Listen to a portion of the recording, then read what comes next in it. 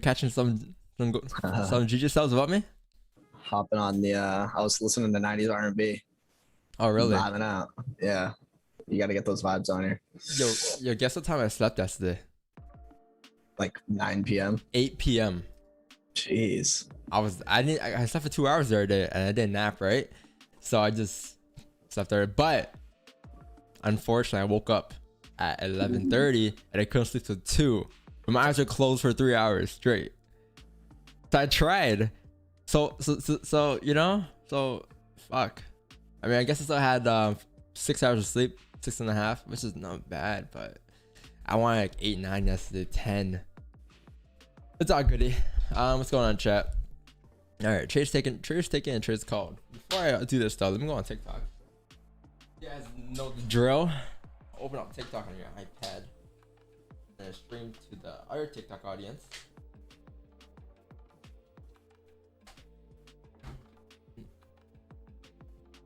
Yo, Marcos, you got the runner going? What's going on? I do.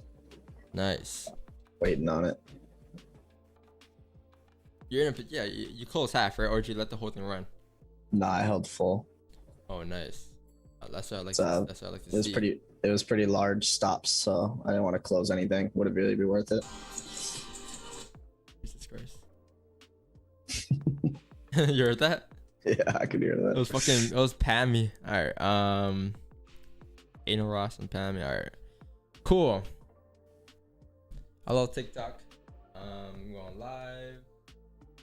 I'm on the right account.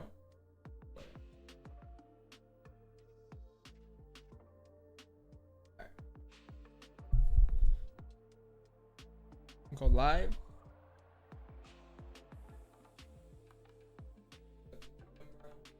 Cool. Perfect. All right. We goody. What's going on? What's going on? Support resistance income in. Yes, sir. What's going on? All right. So, first thing today is, do we have news? Do we have news today? Let's check. FOREX Factory. Yeah, we do have news, but nothing too major. You got a couple like yellow folders here, yellow folders there. Nothing too crazy. I should be a normal day to be honest with you guys. We have a red folder at 2 p.m., but that's 2 p.m. right? We're done at that time. So let me go ahead and delete these trades. Take in trades called real quick. That was from yesterday. Trades called and trades taking for 10 pips. Good day yesterday. Yo guys, right after the stream yesterday, you know, GG sells or GG buys were clean. That 15 closed right as I got off. So all right, cool. Let's take a look at GJ and gold real quick. So GJ on the weekly has obviously when it came up, we came up yesterday. Therefore the weekly candle is currently bullish. We actually closed bullish with no top wick. However, with the bearish the bearish time frame on GJ, if you look at it, we actually closed back in the range right here. So if you're looking at it from this perspective, this is a range that we had on GJ on the weekly time frame.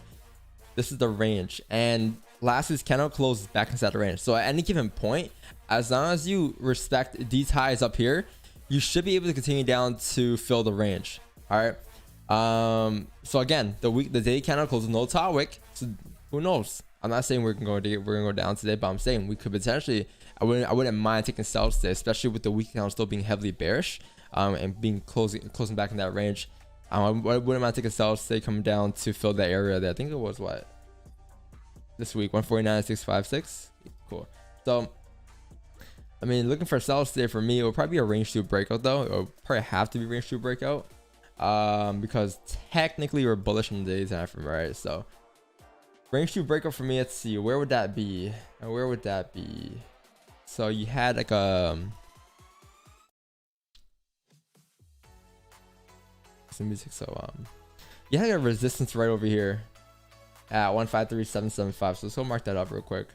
That was your resistance, and then price came down, starting to form support. I'll say right around here. So this is the range where we're at right now. Let me actually put it a little lower.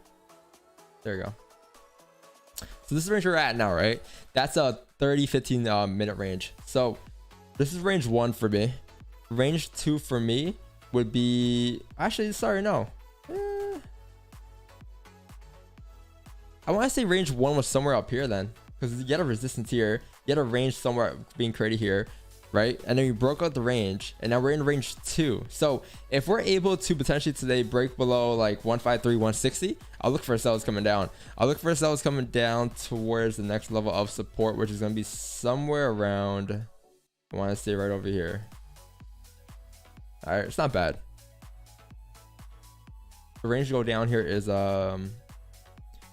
38 pip range, so definitely achievable to catch 10 pips inside the range. Definitely achievable. Looking like that's pretty clean traffic, but don't worry though, if you miss this move today, if you miss this move, you have another piece down here which is a lot cleaner. I'll say this piece right there. All right, so you have these two pieces today. But yeah, I wouldn't mind taking sells below 153, 191. Not bad at all. Pretty simple day. Moving on to gold here. Let's see what gold has for us. So gold in a weekly time frame is currently bullish still, but last week's bearish candle actually closed below our range. So same situation we're in for as GJ. We closed below range on a weekly, but the day time frame closed bullish, right? Keep in mind though, the weekly time frame on gold has no bottom wick, and you guys saw what happened yesterday when GJ day kind of had no bottom wick. Wait, was it GG yesterday? What pair was it yesterday? Actually, scratch what I just said there. I think I was confused with gold. I think that was gold. Okay, so the daytime closed bullish, right? It closed bullish, creating a support right here. But keep in mind the weekly could still flip bearish at any given point. So you can take sells coming down. So for me to take sells today, I'll probably need a range 2 breakup because technically we're bullish today since the day time frame is closing bullish at a support. So at any given point we can still drive up to create a resistance somewhere here or even like somewhere here. So I wouldn't hesitate taking sells though, is what I'm trying to say here, although I am technically bullish today. Sells for me, and also guys, it's very rare for you guys to have like days like this where you're bullish and you're bearish at the same given time. Usually if it wasn't for the weekly, I'll be bullish today on both pairs right now. But since the weekly is heavily bearish though, I wouldn't mind taking sells at all. But let's see here. What do you have? So I think you have a resistance right around here on gold, if I'm not wrong. There's a resistance right around here. So if we're able to make a resistance here, we have a high chance to come down to retest these lows here to fill this range right here.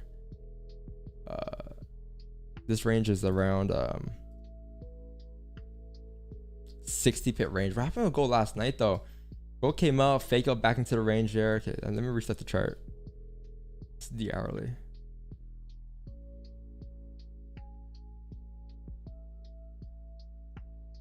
It's a little messy here. A lot of levels you gotta look at. Get a 1 hour resistance here. We closed above yesterday again. Then we came back into the range like a fake out happened. And then price came down, create a support right around here. And now it's at a resistance again. So I'm probably gonna stick to range 1, range 2. I think this is range below here. Okay, perfect. That's much better. I like this. I like this, chat. So I probably will avoid this range here from here to here. Right? Avoid this range. I'll look to catch this piece down here. If I'm looking for range 2 breakout sells today. Right? Because you have range 1, which is right here. This is your range 1. Range 2. This is your range 3. I'd rather get my sells below here because technically today we're bullish, right? So I need a range 2 breakout in order for me to execute on sells to avoid all the fake outs in this case. So below like 1774 with my sells, I'll probably just avoid this range here. Unless maybe we get a fake out in this range as well. So let's say we come up like this in this area. We come up, we break above resistance. And if we were to close bearish back inside this range here, I may anticipate sells because then I'll now consider this as a new range. I'll anticipate sells coming down to fill this area here, coming down to fill the rest of the range, coming down towards 1774, and then maybe even the runners towards like this support down here. All right, but until price does that, I'm not looking for any sells until like 1774 basically. But I think that's what I'm waiting for today. And this right here will probably be adjusted very soon, depending on how we reacted, because this level is pretty messy. It's a pretty messy area here. But yeah, overall sells will be below here.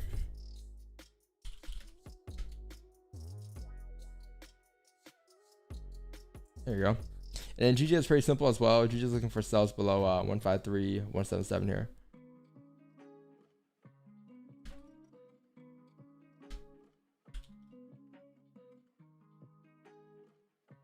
I can't type. Oh my god. It's a rough day. Go buys if you close above. Above. I mean, if you close above, you can potentially continue up. Yeah. Like technically, the day time is bullish, right? So like, yeah, we could potentially come up towards like the 1794 level. I'm not saying we can't, right? Day has no bond wick though. Weekly is heavily bearish. Yeah, you can say this is like I guess you can call it like a fake if we come back into this range here above like 1783, but you probably want a closure here, right? We close in about 4 seconds here. 30-minute closes in about 15. The hourly closes in about 14 minutes here.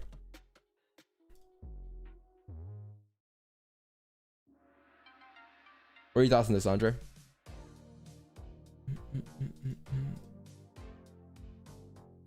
You have like a weird range.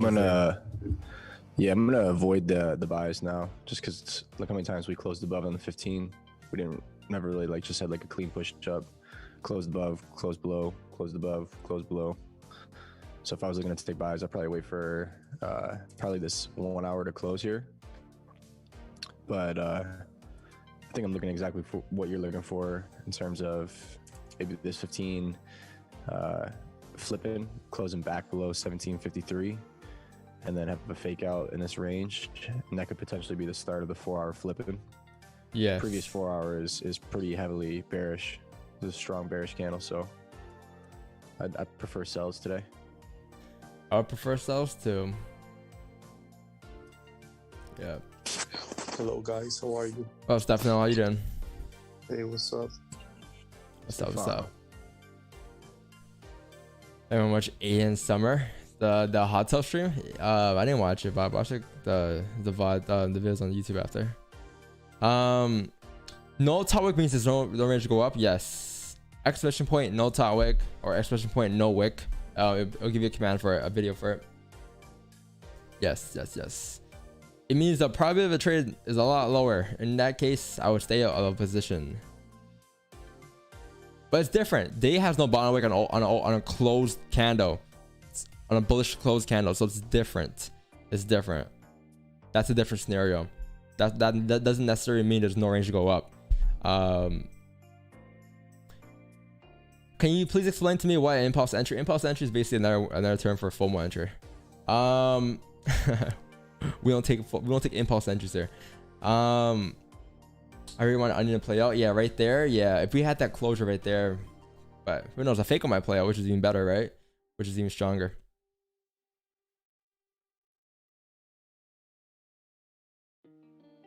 Yes, W Tyler, bro. W mod.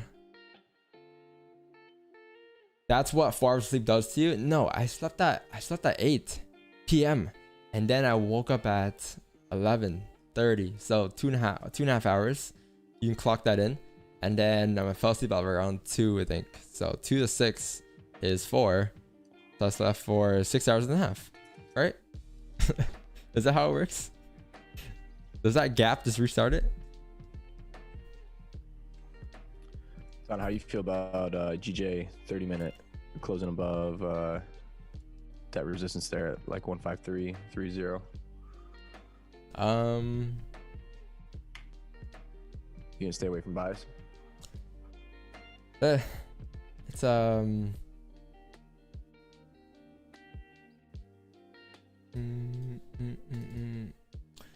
like I wouldn't mind taking buys today. Like I wouldn't mind. Like we definitely close bullish on the day time frame. I'm trying to figure out if we closed above this resistance or not. This area right here. Looks like I did from this perspective, right? But if you draw over here, the most recent, then it's like, we closed right at resistance with no top wick. You know what I mean? So yeah, I noticed on the 30-minute, every time we close above 153.30, yeah, we push up to 153.51. Like it's a good 20 pips. yeah, that's a good eye. We came up towards like this resistance there, 1.5, yeah, 538. That range is what? How big is that range going up? 20 pips? Yeah, that's not bad. I'll probably wait for the hourly candle to close, 10 minutes here. See what happens. If we close bullish at support, I may consider taking a position to retest this top of the range here at 153.775. Perhaps this 153.583, but we have 10 minutes left. Oh yeah, so the 30-minute time frame, which is also the hourly. So yeah, stops also the same too. So perfect. Hourly candle will be much stronger. But yeah, you're right. Decent support you have here. Every time we close at that support, you can see that price was able to continue to pop up towards the next resistance, which is around this area right here. Not bad at all. 10 minutes for a closure. Marcos, I hope your sales play out. I hope this. Oh yeah, crazy buys don't sales. play. I'm already up. I broke even on this. You closed out. You're good. Yeah, they're break even. Nice. If we could close above here, Andre, I think we should be goody on this new 30 hourly. Right here. Above 153.300. Yeah, That'd be perfect. I'm looking for that too. Yeah. Also, if you see at the 15 minutes, you can see clean traffic there. Yes. Back in that Mhm. range. Until the next resistance is like 15, 20 pips. Yeah, 15's pretty clean too. Mm-hmm.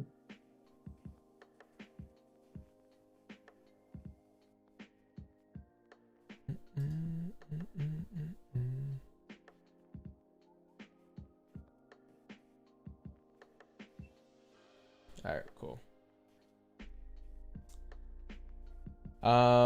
Morning fam, what's going on, Kevin Johnson? I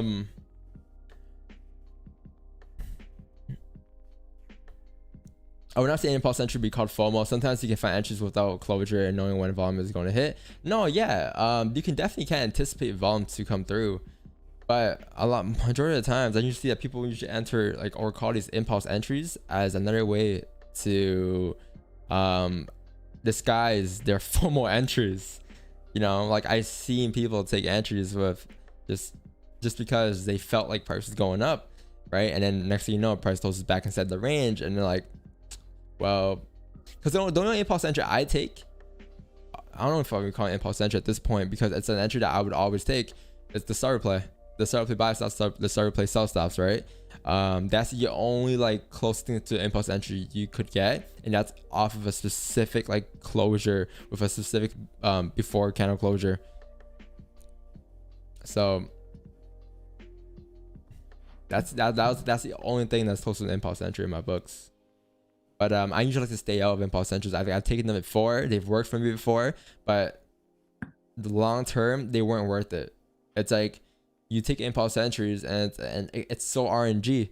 It's sure, sometimes they can be volume, sure, but at any given point, price can still close below the range. Price can still close back inside the range. Let's say price were to do something like this, and you take an impulse entry, boom, impulse entry right there with volume. Next thing you know, price comes down, breaks that area, and then it closes back inside the range like this. Right, closes bullish back inside the range, and now you're like, fuck, what do I do now? Right, now you're gonna be closing with emotions. You see that price is rejecting that support. So if I just wait for my closures long term, I think that's a lot more probable to play out. Not profitable, but probable to play out. I'd rather miss my impulse entries today to catch a move that I'm comfortable taking tomorrow. I don't want to second guess myself in the position. Are we gonna close below, or are we gonna come back in the range? Are we gonna close below? You don't want to be in that situation. You don't want to put yourself in that awkward situation. I'm not saying it's a bad entry. at all, right? I'm just saying, like, from what I see, from what I've taken long term, this is not, it wasn't profitable for me long term. Will you take GJ buys? Yes, I would if you get a 30-minute closure here. Yeah. In 6 minutes though. Yes, sir.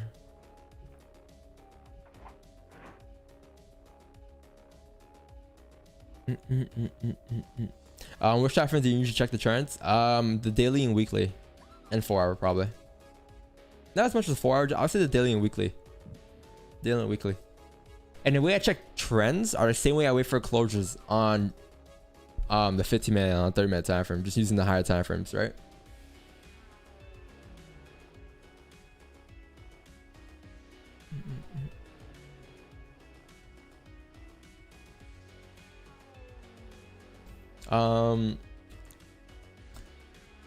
GG buys on the 5-minute flip. No, I'm waiting for the hourly to close there. We have like 5 minutes left for an hourly closure. If we can close bullish on the hourly here, as long as you close above like this resistance on a 30-minute time frame, I'll be comfortable taking buys going up. Where's my phone? Man, this ain't the music. What is this? That's better. 200 people in here already. Wow, what's going on, guys? How you guys doing today?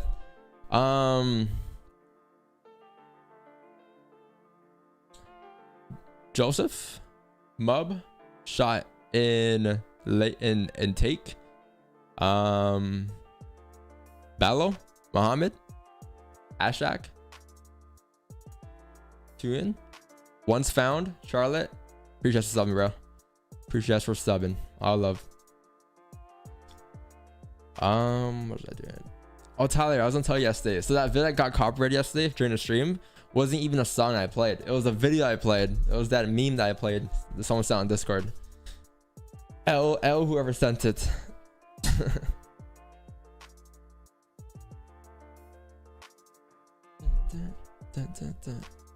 All right.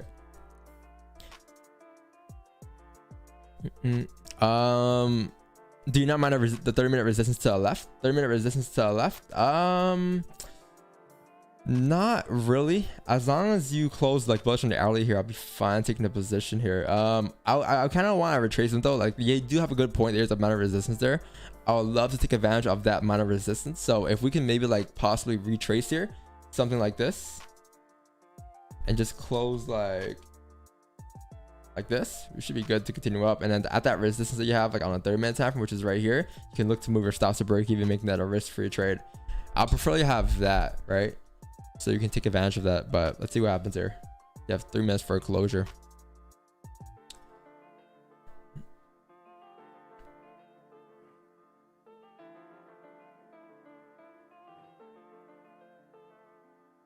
The whole idea of the trade here is just like you have a range here, you have a support here, and we're closing bullish at support. We should be able to come up to retest the highs. But what I do notice here is that if you look at it closely from the hourly here, this could be a potential fake out. You have a range here, right? This is a range.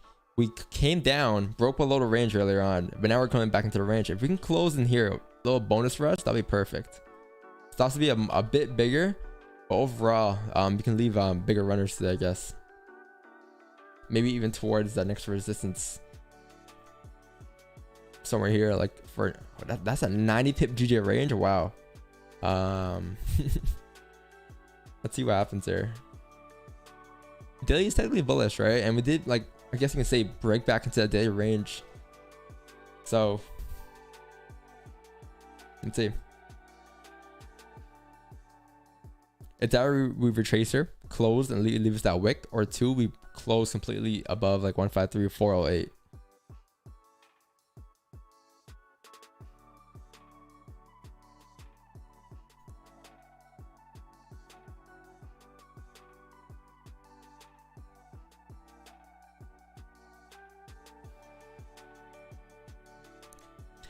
Can you please explain why you check the trend on the 4-hour? Yeah, so if you watch the streams every morning at 6:30, like every morning, like the first 10 minutes, that's when I usually break down my pairs and I explain what I'm looking for on a weekly and daily and how that is my bias for a day. The reason why I do it is just because it's a higher time frame. It's a higher time frame. It shows you where price will be headed overall for a day. Although I'm looking for a 15-minute, 30-minute closure above or below whatever range I'm looking for that day, right? I usually follow the daily trend, follow the weekly trend. It's very important. People just think because you're a scalper, you don't have to check the higher time frames. You can just catch 10 pips on any given time frame randomly. Like, there's a lot that goes into it. A lot that goes into my trade before I execute. Especially if I'm just catching 10 pips.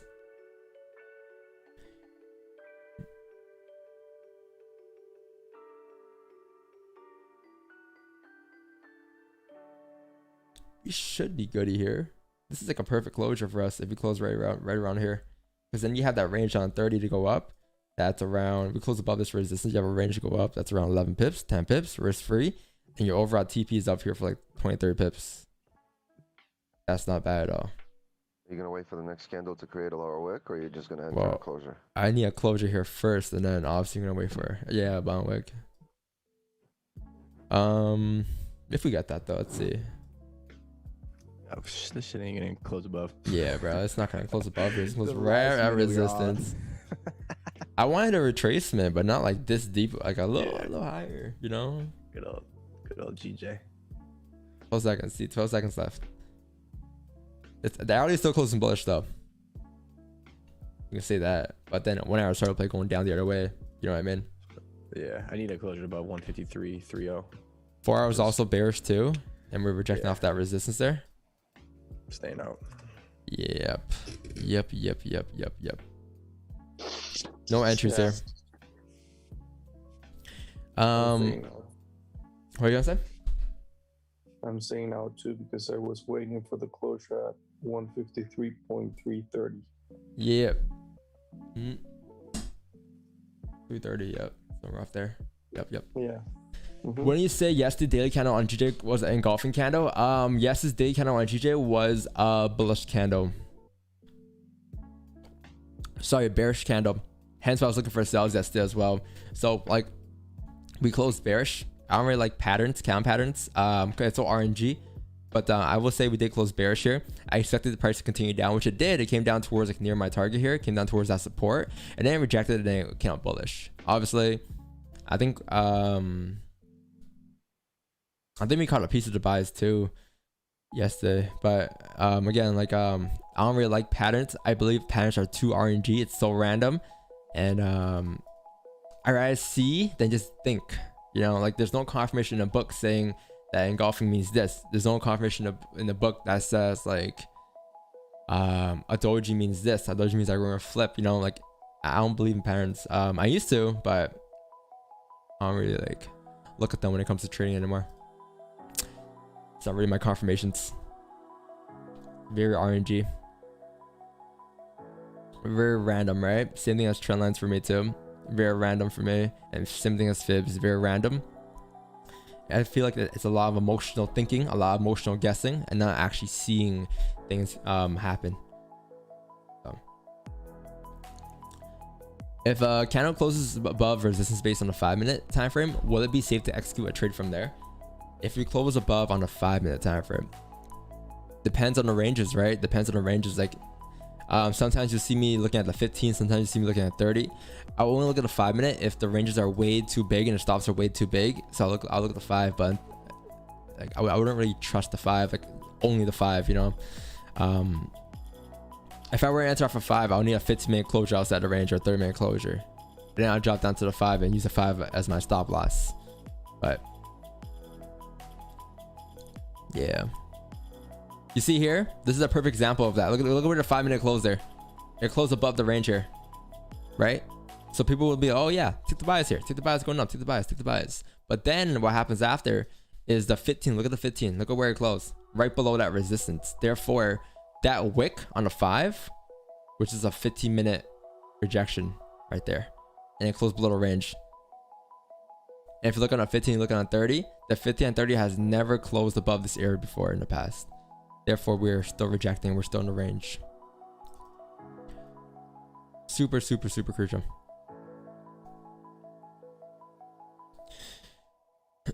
Good answer, 100. Yes.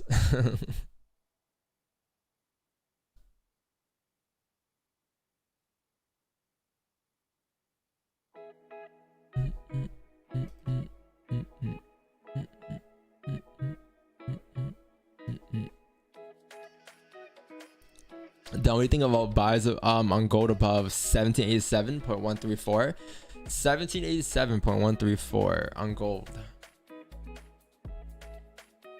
Ooh, gold hourly closed back into that range there. 1784. Yeah, sorry, 87. Where's that? Around here. What time from looking at 30? Oh, I see why you may be looking for buys above there. I see why, kind of. But I'll be pretty worried about this area right here. So you said 87.130, right? That's around here, right? But then you have this right here, which is not bad because it's a 20 pip range going from 87 to 89. It's not bad, but I prefer just buys above this area right here and take it all the way up to clean traffic, looking at this area up here, this resistance at 1794, right? Why not just wait for those instead of catching this little range? You know what I mean? But it's not bad. It's not bad of a range. Not bad at all.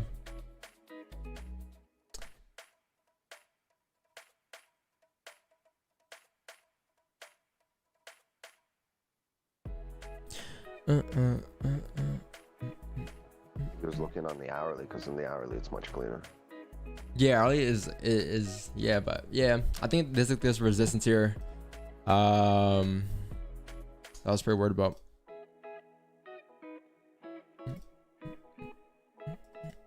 Also, above that resistance there, Mr. Professor, is also a 4-hour starting play as well. We're breaking the 4-hour highs there, so that'll be pretty interesting.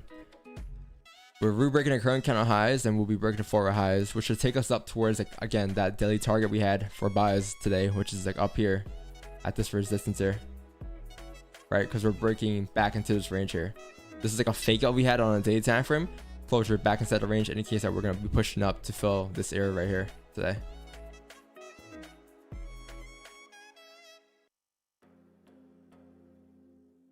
Yeah, it's not bad. Definitely not bad.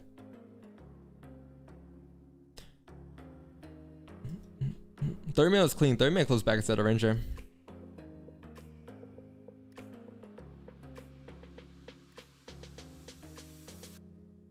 If you're looking for buys, you would have got in either like in this area right here, the opening, or two, like you might as well wait for this now to break 1790, right? You avoid this range here if you can get in. Now you're just waiting for buys above here instead.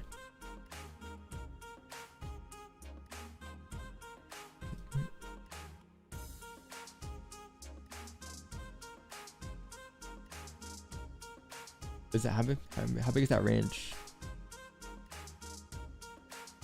Ooh, 10 pips, nice.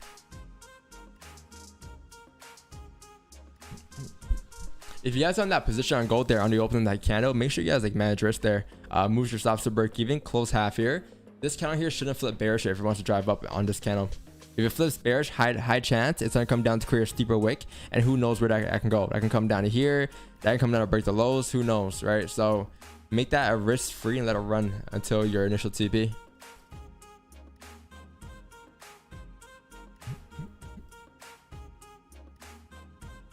GG no bottom wick on the new hourly candle. That's not good.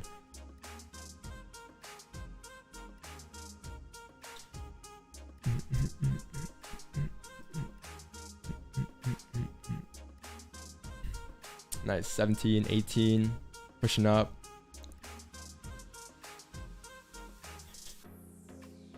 Yeah, I didn't like this area here, hence why I stayed out, chat. This whole area.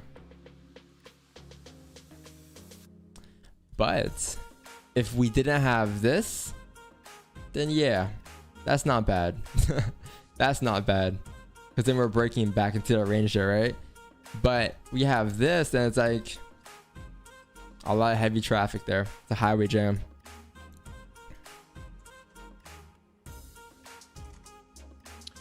That previous 30-minute bottom wick bothered you or no? I think it was just the overall range on the hourly. Yeah. Yeah, the previous 30 minutes. Not really, to be honest. True.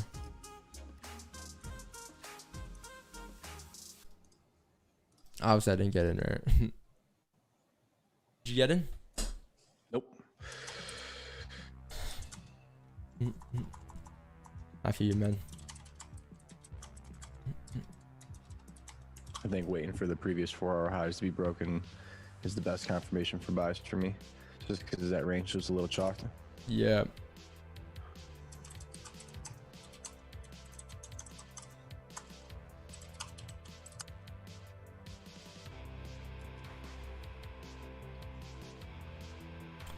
Yep.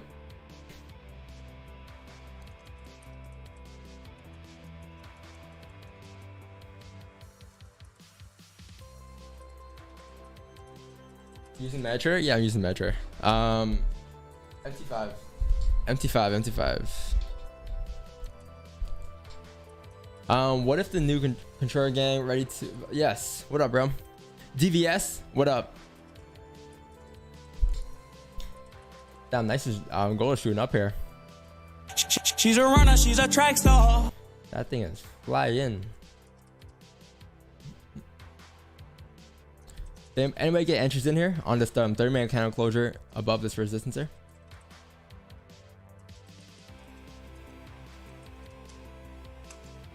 Above that range?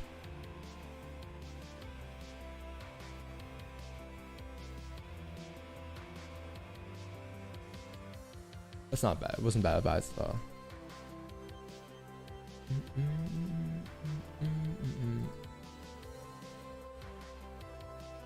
Oh, you know why I stayed out, Andre? I know why I stayed out down. I know why I stayed out. Because we didn't close above this resistance here. I was looking at this this area right here. I wanted a closure above here, and I noticed that every time we closed below, we weren't able to push up. We were just able to reject it, right? Like, although we had this clean traffic there, but it was like pretty choppy. There's a pretty heavy resistance there.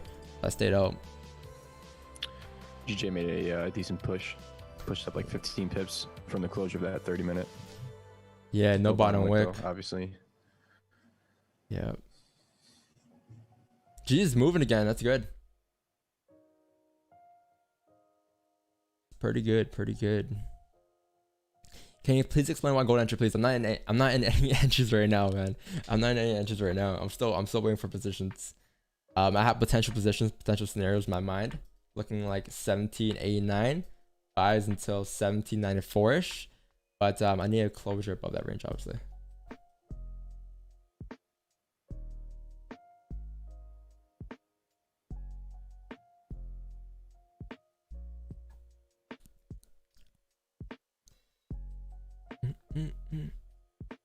GF flying, yes. There's no bottom wick on GG though. Like I'm not really looking forward to this next 15-minute opening at all because I have no bottom wick here. I'm actually not looking forward to this new hourly candle until we actually have that bottom wick on this hourly candle with GJ.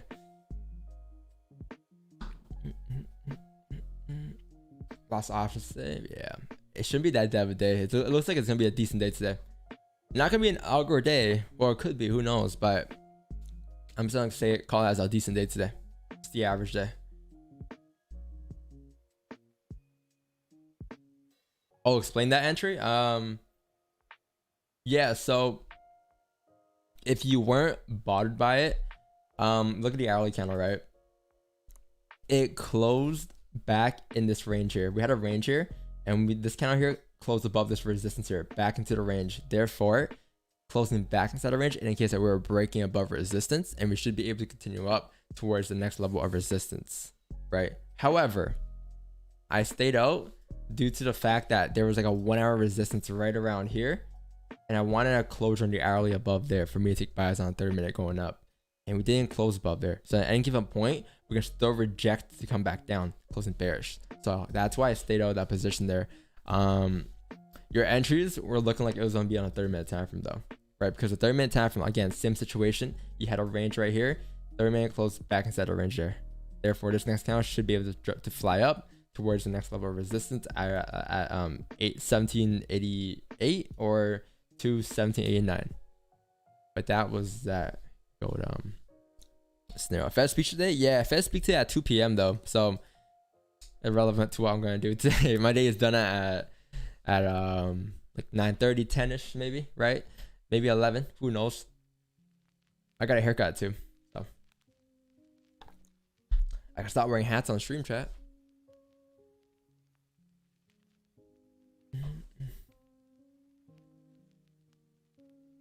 Anyone getting FOMO right now? Just be patient. Super early and tons of potential entries left in the session. That is true. That is true. Plenty of steps today. Look at GJ. If we were to come down today, look at those levels there. Even the buy is like above this resistance here. Like, we're in a range right now in GJ. So if you have FOMO over this range here, you have clean traffic above, and then you have clean traffic below this range. Obviously, you want to stick to one bias, but you know, it's not looking that bad. Same thing with gold. Gold is clean above 1789.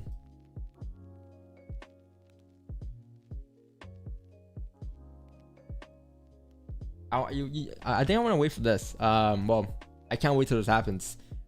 We were in a range here, right? Like this is a range we're in right now. Obviously, after a huge push on Thursday, that special day we've had, we were in a range here. So until we might range here for 1 or for 2, if we were to break out, especially to the upside, then that could be a start of the whole retracement for that move. I'm not gonna say it will happen all at once, but if we break above this resistance, in case that we're breaking resistance, we should be able to continue up towards the next resistance, either like 1860 or even like this resistance to the left here. But until we actually close above on daily, I don't really see this move retracing yet. And who knows? We might just stay in a range for the next couple of days here, because we haven't broke out yet. Are you from North Korea? No, man. I'm from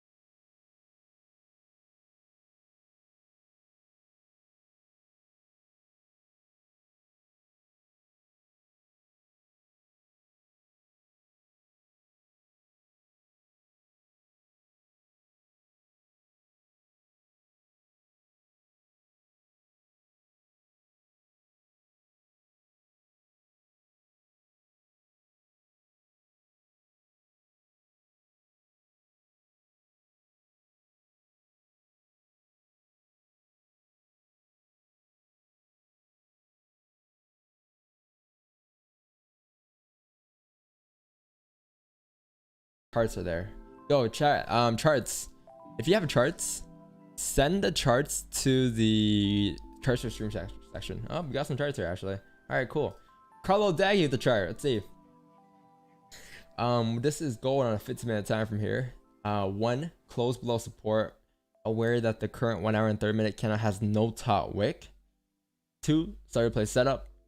3, enter a sell position with the start replay. Move stop loss to break even after 6 pips in profit, as the current 1 hour candle had no top wick. Stopped at break even. Not bad. Good management. After 6 pips was like, yeah, around there. Yep, not bad. Yep, that's pretty good management. Obviously, you can't really do anything because if you didn't manage risk there, what would have happened was you would have closed doji back into the range there. So you would have closed in a loss, right? A small loss rather than a break-even trade. And then obviously the next candle came down as it closed below later. But overall, I like the way how you manage that trade. That's a perfect management. Previous daily candle closed bullish with no top wick. The candle never broke the previous daily candle high. Current daily candle made a top wick and flipped bullish. Bias is still bearish. Yeah, it's not bad. It's not bad. Yep. I like the trade.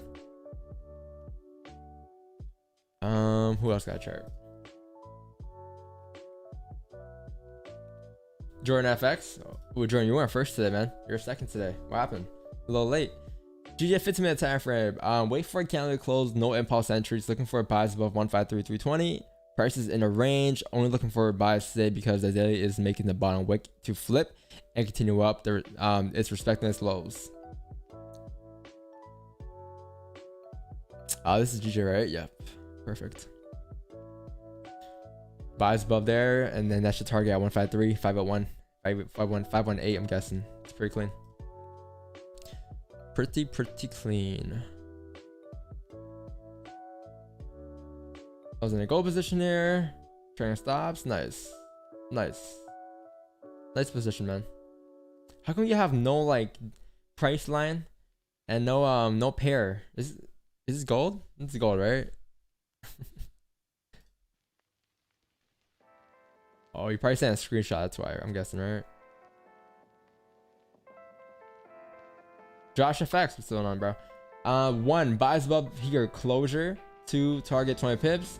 How would you feel about the support forming when then buys to continue up to retest the highs? That's not bad. Yeah, looking left here, if you look left on a 15-minute time from here, every time we came down towards that support level and respected it, like right here and right here, we were able to pop up towards the next level of resistance. So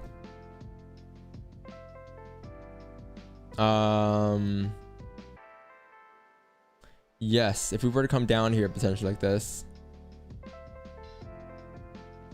Yeah, what's going on over there? If we come down like this, come down to the support and then close bullish at the support, something like this, that'd be perfect for buys going up. I wouldn't mind taking buys to retest the highs. Yep. It started pouring, raining out of nowhere.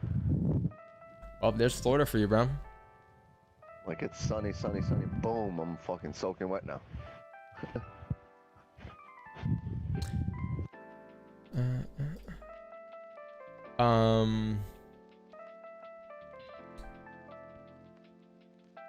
Prime Tools on IG got my last crypto and all right, bro.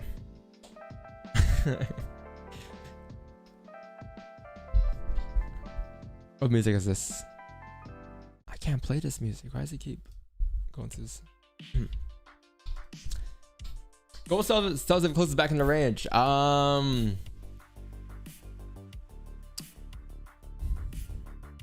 Yeah, yep. That's why we talked about today earlier in the day. We talked about that being a fake out if we were to actually come back into the range there. Yep.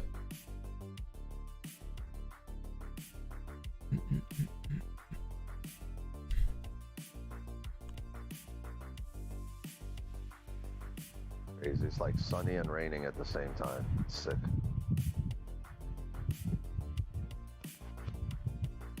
Only in Florida, right? The sun showers. Bro, have you seen Canada? Like a hurricane across the street, and I'll be over here tanning. In Canada, we get 4 seasons in a day.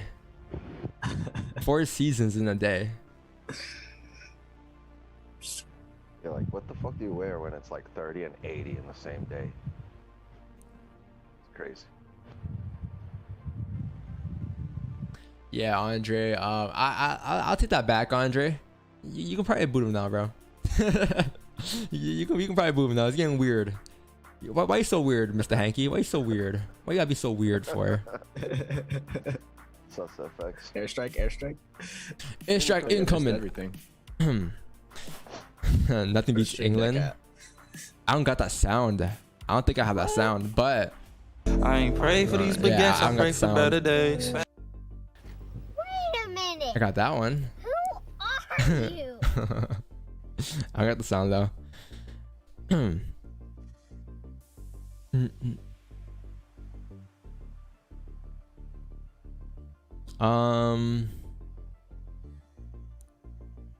England weather is madness.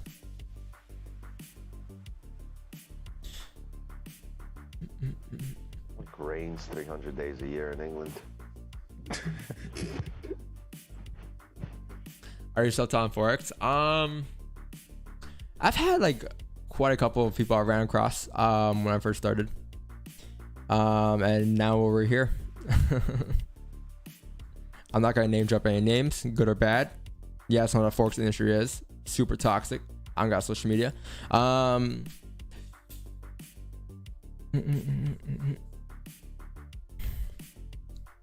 What is your best trade setup? Control FX. My best trade setup is probably like there's a lot. I don't know. I have like 4 or 5 my go-to setups. I don't really consider like any of them like the best. Like they're pretty equal in a way where I'll say they're all like 85% winning trades scenarios. But it's like 3 or 4 of them. Yeah. We all just plot them out too before our positions. Like we kind of plan it out, and if it doesn't happen, we're not taking a position, right? And those are our own positions that we look for throughout the day. But again, a setup for me is different from an entry. 2 different things for me. 2 different things. You can have a setup, but you might not get an entry, right? Unless you want to take the impulse entry. Because you're not always gonna get the closures. You're not always gonna get those closures outside the ranges. So those times where I might miss the entry. But I'd rather miss the entry than take a long-term bad impulse entry.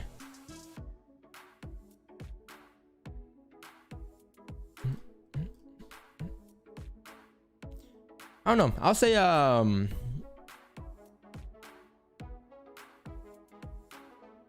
I'll say if we were to potentially come down, close below his range like this, I'll look for a sell coming down on GJ here, coming down to this range.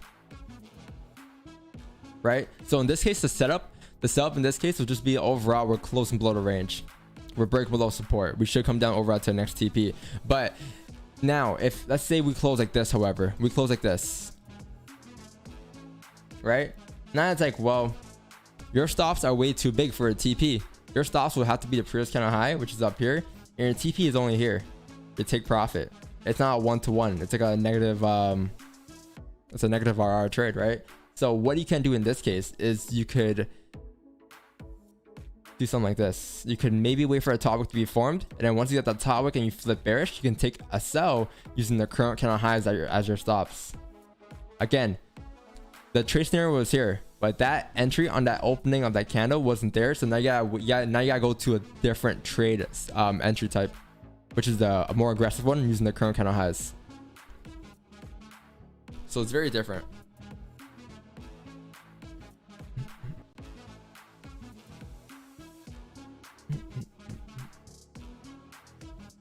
How's gold doing here? Gold rejected. Look at that 1 hour candle, right? It's why I stayed out. That's why I stayed out.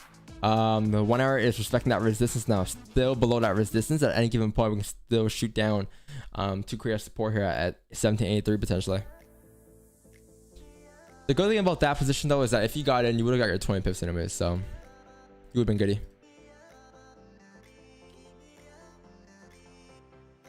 You would have been goody.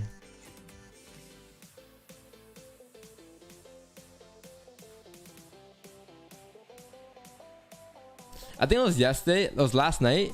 I think it was during the London session. I was up around 12ish, and what ended up happening with gold was that we closed below like that. We closed below at GJ range there. I think. Where was it gold or GJ? It was gold. I think it was right here. Wait, let me check the Discord server. London session. What happened?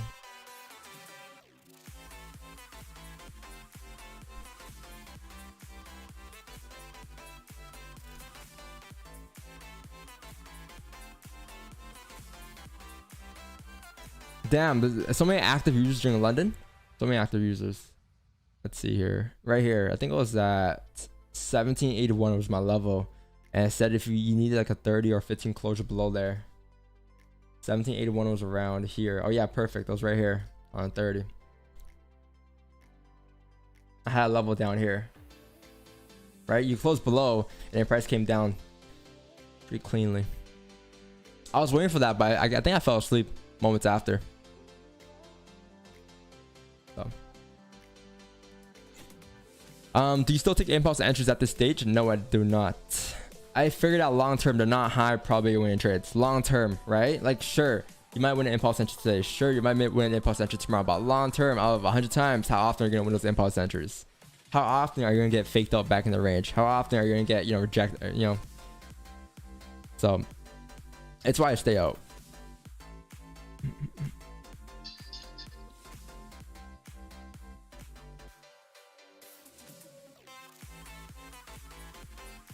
because impulse entries, like, it does require some type of emotion to take the impulse entry. It requires you thinking and feeling that price will continue down or price will continue up in whatever slow direction that you think it's going to go towards, right? Due to volume. So it's not like a set thing that you do. It's not like a set thing where you're just like, for example, a starter play, right? A starter play would be something like this. We pop up towards the top of the range here, and then you like close bearish, like right at this resistance. I'll say like this, and then once you get that closure, I'll be now looking for buys, a buy stop right here on a break of the high, because I understand that if price were to break the high, we have a high chance that price will continue up, and that's like a setup that I stick to, that I've been sticking to for the past like year and a half so far. So I'll take a buy stop right here. Stop loss is the current count low, and TP is like wherever my next range is, right? But in the impulse entry now, it's like it's so RNG because there's so many different types of entries for impulse entries. You can enter an impulse like on a break at this high. You can enter an impulse on a break at this high. You know, it's so random and RNG.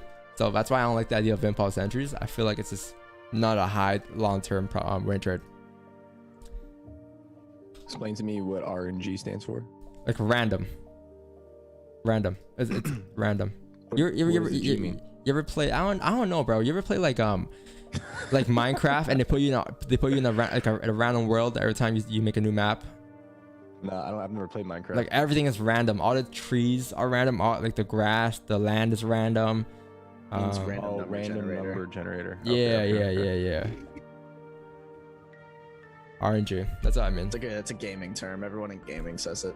Whenever there's like games have too much randomness and like no skill, they'll just say like RNG. Exactly that definition for impulse entries. RNG for me at least, right? No skill, just random. Now, mystery box. If you've been taking impulse entries, fine, take them. Nothing's wrong with them. If it works for you, it works for you. Me, I've taken it over a period of time, and long term, it wasn't the number I was looking for. Probability wise, so I like to stay out. And more times, I do see people getting these impulse entries in, like especially like we see it on stream all the time. People take them, but I wouldn't be in it, right? I'll see the move play out. I'm like, well, it's okay. I'll move on to tomorrow. I'll wait for myself tomorrow.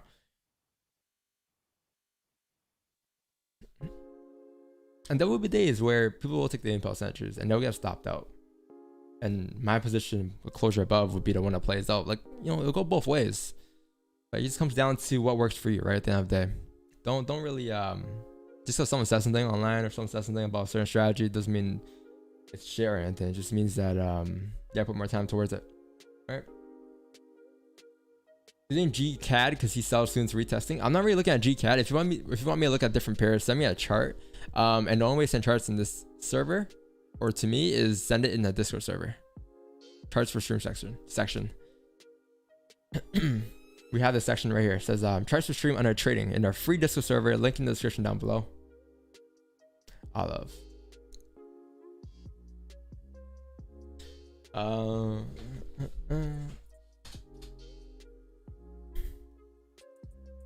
Yo, Andre was a gamer back then though. What are you guys saying? Andre was a gamer back then.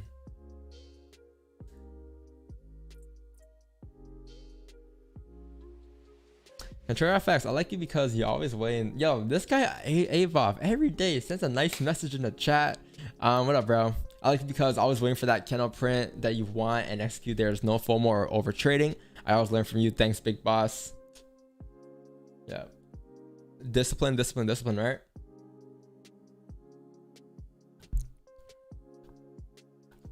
Done. Onion can play your can it? An onion on what time frame? Or what pair? You're looking at GJ or gold? If we can close back in this range here for gold, that'll be pretty lovely. But before we're done, be rejecting that resistance coming down. Didn't break the highs. Came very close to the highs. Forward is now rejecting. I don't know.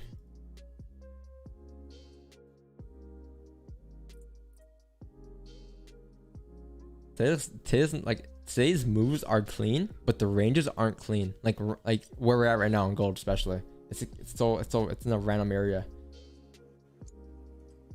Yep, August. We get a 15-minute closure below 1783, back in that range. Would you anticipate sells if the stops were reasonable, or will you wait for that hourly to close? I would probably want this hourly to close here with the 80 on volume too, and then execute the volume instead. The move that I did see was the buys earlier, but I think I'm gonna stop that break even for runners anyways. But that was it. Yeah, probably wait for the hourly now, Andre. How about you? It would be the last 15 minute of the hourly. If it wasn't, I'd probably anticipate the sells back in the range. If it was like, I don't know, if there's 30 minutes left in the hourly, but at that point, I'll do the same thing that you're gonna do. Wait for the 7 a.m. candle to close, and then with the 8 a.m. volume, probably take the sells back in the range. Just looking every time we have like a hourly closure or a 30-minute closure below that support at 1783, we come down to test like 1777, which is like 60 pips. Yep. You see how you see how in the alley you have over like even the 30, you have like this whole mess here to the left. Yeah. Yeah. I would personally want us to close below here, but let's see what happens here at the alley. 24 minutes left. That's where I have my support at 1782, 46. Just get rid of that mess if you close below. Yeah. I drew it here earlier due to like this resistance here, but I said how I was probably gonna adjust it later on as we started to move, because overall I want it here. I want it to be here. Well, I can just leave it here, I guess, but I don't know why. Maybe this is just me, but I've noticed, like, if you look at the little consolidation we have here that we're kind of like nervous about, it normally happens during like a dead time. Like, let's just say it's from 4 p.m. to 6:30 or 7. There'll be that like tight consolidation, and then you'll have these larger candles that are indicating volume. Sometimes I like to try and use the larger candles that indicate volume as my support and resistance, rather than like the small consolidation dead sessions to mark up my support and resistance. because that big candle indicates volume, right? Yeah, and it's not something that's like normally talked about a lot, but yeah. Someone said Seaman Gang.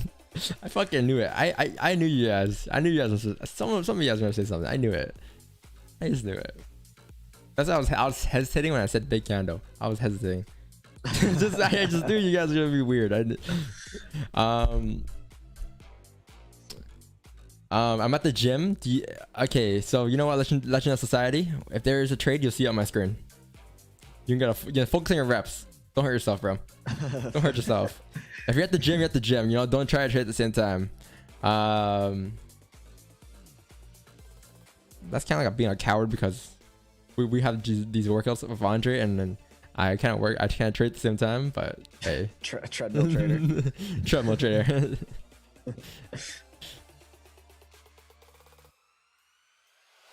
Yo, yesterday we hopped off, chat. We hopped off the stream at 9. So I caught that GJ buy, and then like for the next 2.5 hours after, Marcos was just looking at the dirtiest range on GJ, looking for an entry, a FOMO entry. I'm playing.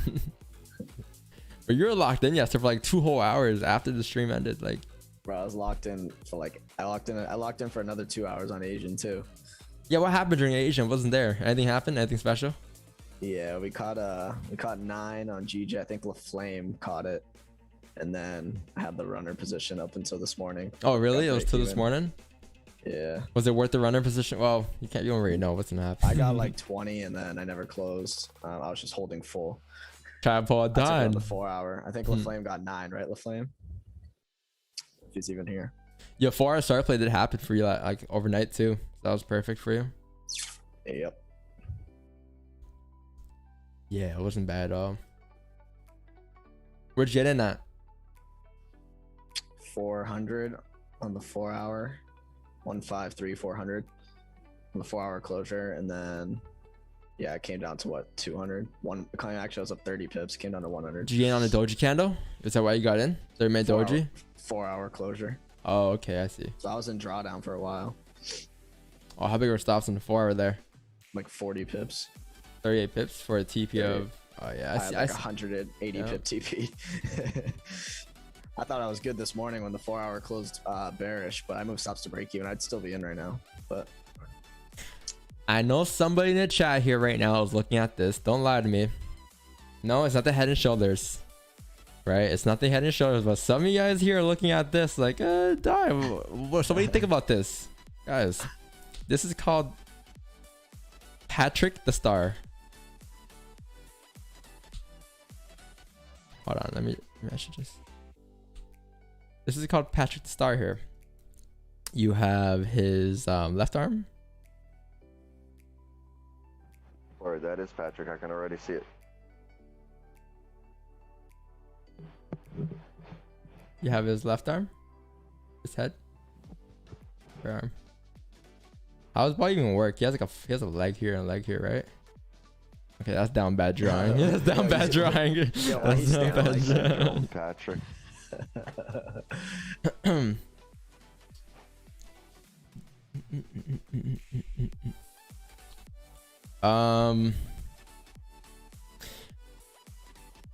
Gold start play 30-minute time frame. Gold 30-minute time for start play.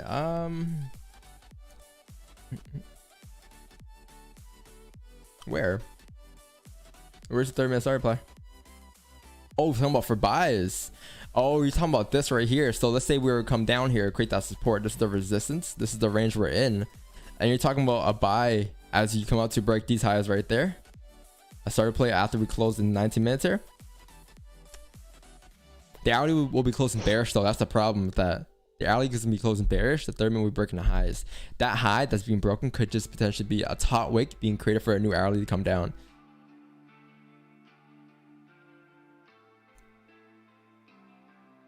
Yo, Marcos, are you on Twitch right now?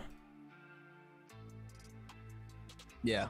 Can you spam the emotes? See if I want to see if it pops up on the live stream chat, like on the left side of my screen.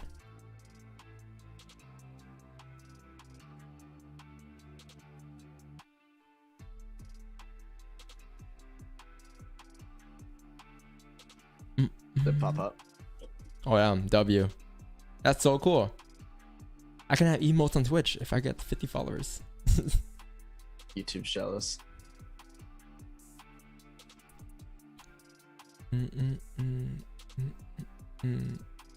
Yes, W.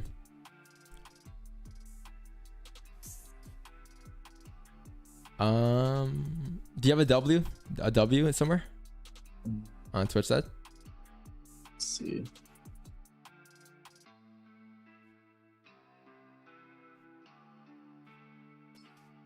No. I think so. Got trophies.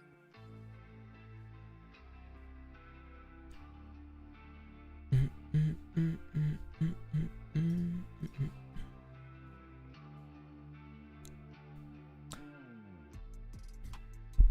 you just start play? Where? Oh, on a 15? Yeah, I'm probably waiting for this hourly to close, chat. We have about 18 minutes left for a closure on just hourly here. I think an hourly closure here, preferably on GJ. An hourly closure above this resistance here, that'd be perfect. Or above like 153.409 should be good to continue up towards like 153.775. Or 2, you get a 1 hour closure on gold here, back into the range here for sells. So it's gonna be pretty interesting what happens here in the next 17 minutes here. Do not get FOMO. Be patient here. It's still early in the day, and you'll probably get a move today. There's plenty of opportunities today, trust me. Plenty.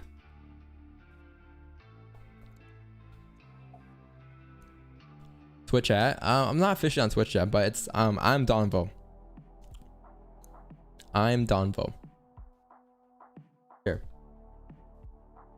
If you're not watching Twitch, you can watch on Twitch instead. It's up to you, but whatever floats your boat, right? I'm not officially on Twitch yet. Once I actually make the transition, I'll just be posting those videos that I post every day on my YouTube page and just be streaming on Twitch on a regular day basis. How many views you got yesterday, Marcos? I was only on TikTok yesterday. Oh, L streamer. Nah, it was my best one yet. Yeah, That's but so why good. weren't you on Twitch, man? Because I had to focus on my TikTok audience. You It gotta went so focus well. on both. That's hard. You're not focused on your TikTok audience right now, right? I am. I'm on live right now. What up, TikTok? I forgot they were here actually. Yeah, I'm not gonna lie, I forgot they were here. I can't be neglecting my OGs. Your OGs.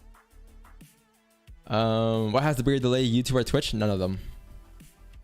I think Twitch is better quality though. Right, Marcos? Is it? You're on both right now, right? 1080p, but the 1080p on Twitch looks a lot cleaner because it has a dark background.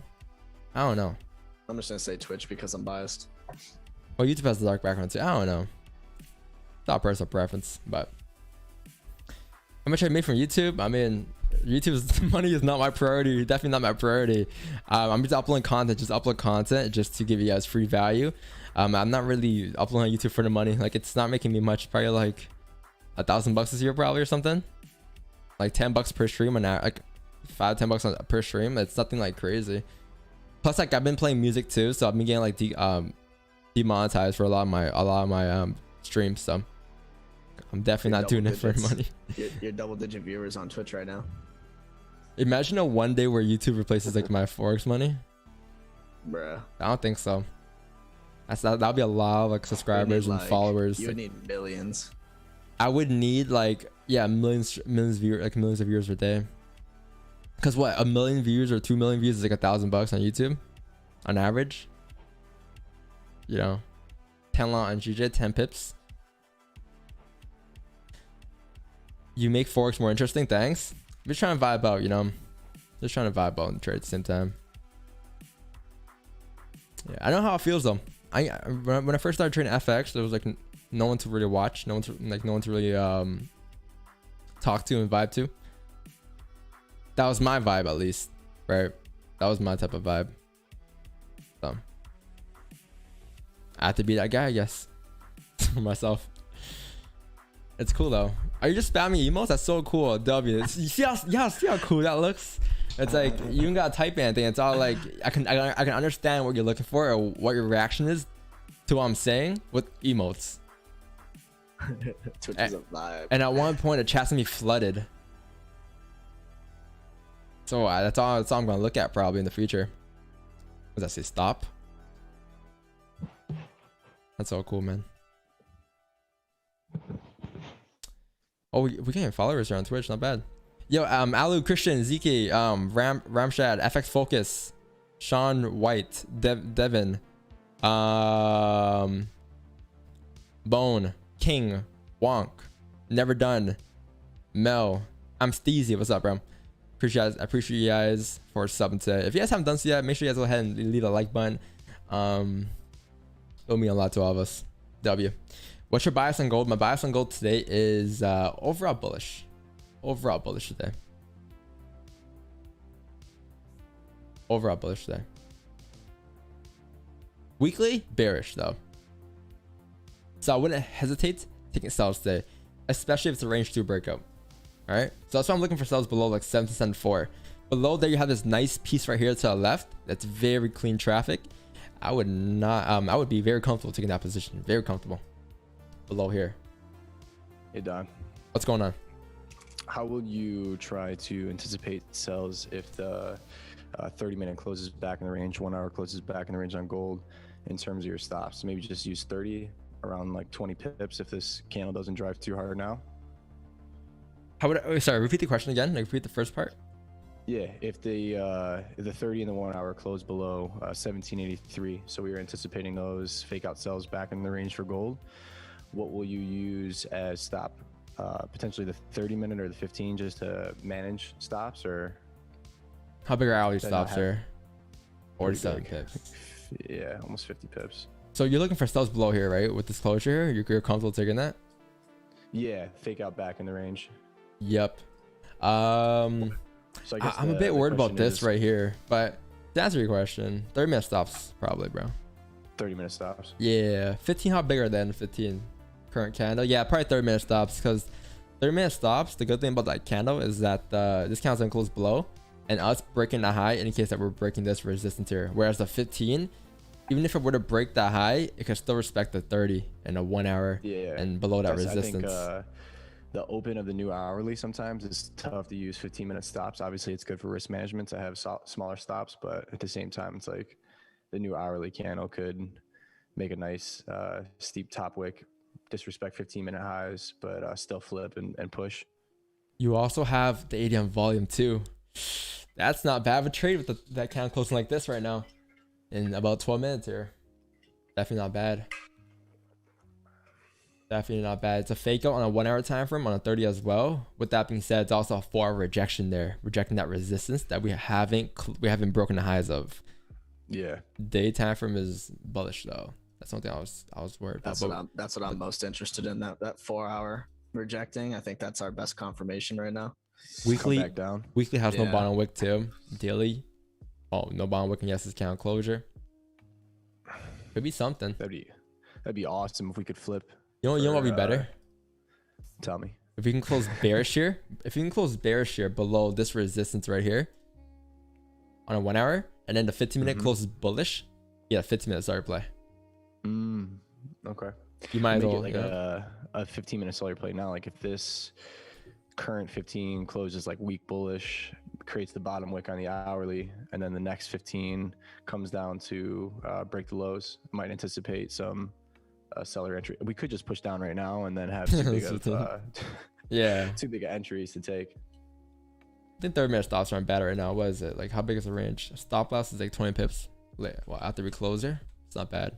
Yeah, we just have to close as is. Yep.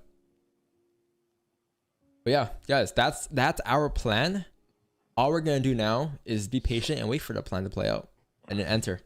If somewhat for some reason we hit stop loss, we hit stop loss. But I'd rather take a loss following my plan than taking a loss not following a plan. I love his emotes. That's so cool, man. What does that one say with Mr. JTR? You know what I'm gonna have? I'm gonna have I have 9 viewers on Twitch. This is not even like official Twitch stream. Imagine when we actually migrate over. How do I pop out chat?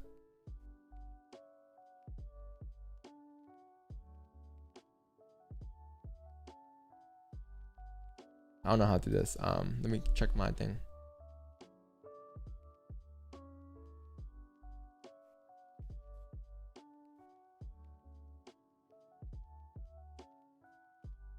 Pop out chat on Twitch. Click on settings by chat button. There's no settings button. Oh, right here. Pop out chat. Pop out chat. Thank you. Cool.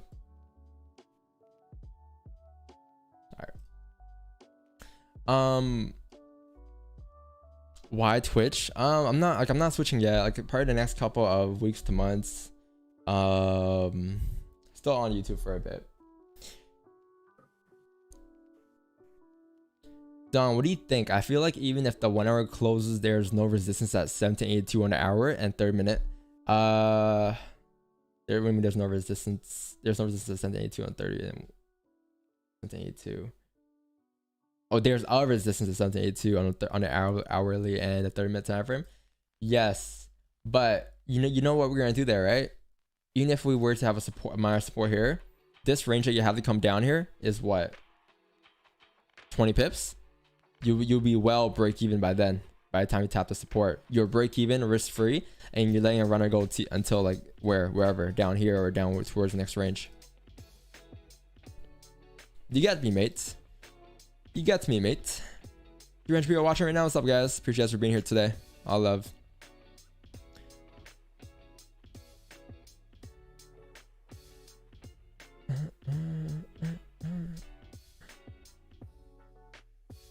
Damn, that's kind of cool.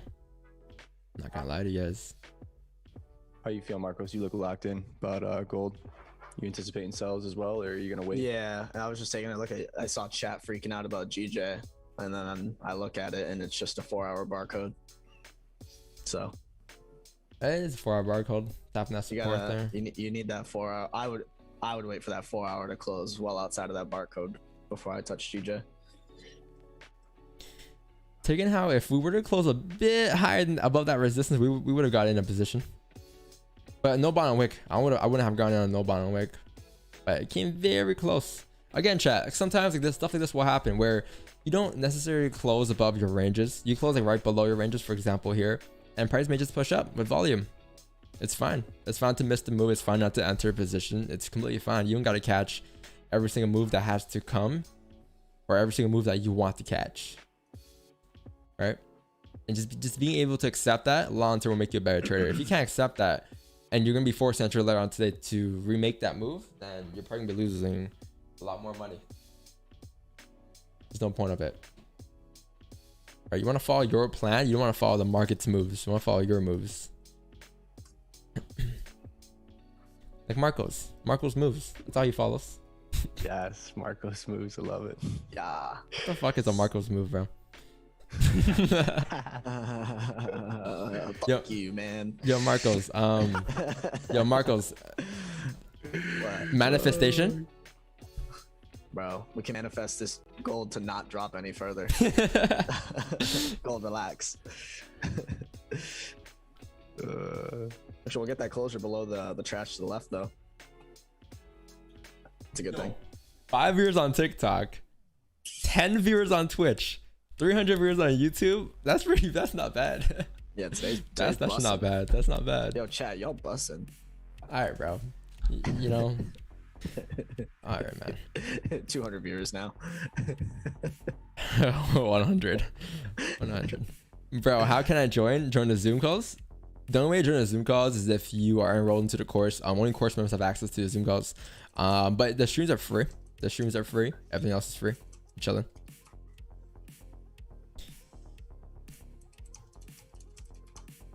Interessante.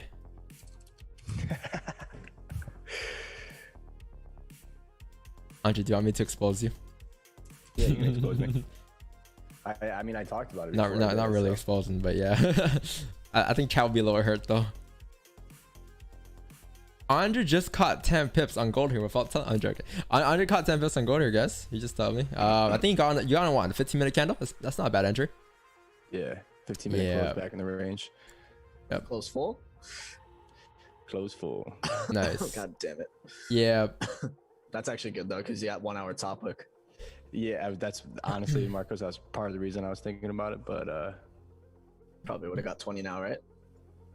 yeah. 115. How big are stops here now for me? Fuck, it's a 30 pip That stop. was my only like nervousness that this last 15 closing back in the range was just gonna push hard, and we didn't really have a quote unquote like bottom wick, so I wasn't like worried about the hourly creating a bottom wick. Can you say your entries when you enter? Well, I did say that I might be anticipating entries with the 15 closing back in the range, but I was somewhat hesitant because of the hourly. Yeah, I heard Guys, pretty clearly. people Thinking about getting in.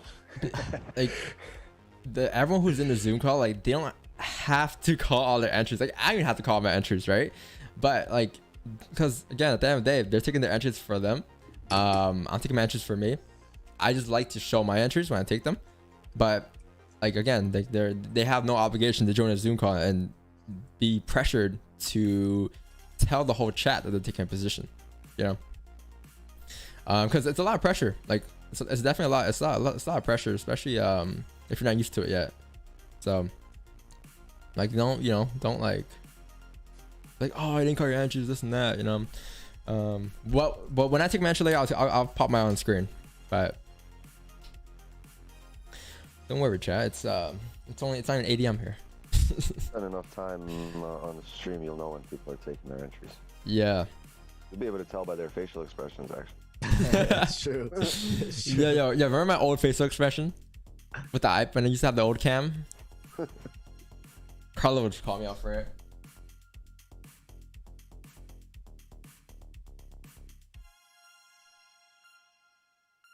Been here long enough to know the laws. Yeah.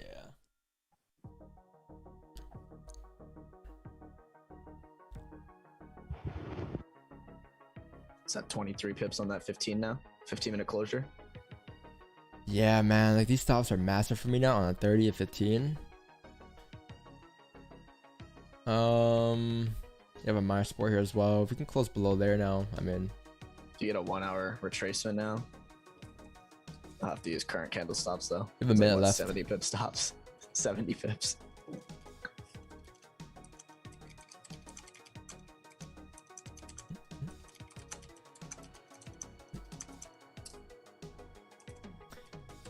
Might just be stops are massive. 4 hour celery play now. On a 15-minute stops, it's a 30 pip stop for a TP overall of like 53 pips.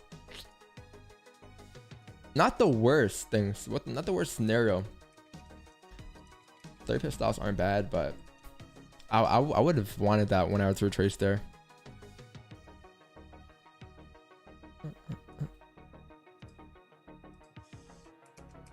What do I need to do for Nightbot to leave me alone? You can spam in Twitch. I'm pretty sure you can spam now. Bro, only that person gets banned. Yeah, No one else gets maybe banned it's for- your account. TJ.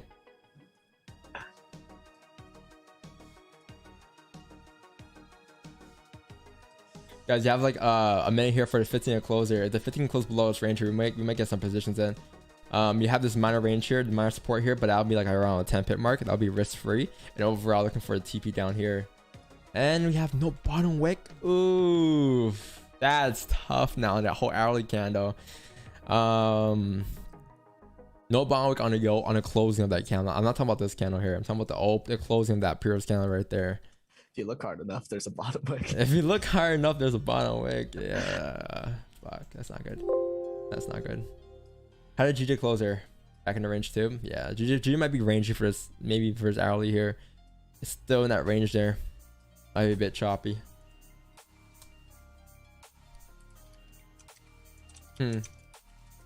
If we had a bottom wick there on GJ, you know what I'll do right now? Or on gold, sorry. I'll have a sell stop right here if we had a bottom wick there. I have a stop stop right here. My stop loss will be the current kind of high once it flips. TP will be like down here if we had a bottom wick on that closing. Same entry as I took yesterday on GJ near the end of the session after the stream ended. Same exact position. Close below range. Next kind of had no bottom wick in the opening. Sell stops were perfect. But that's tough, man.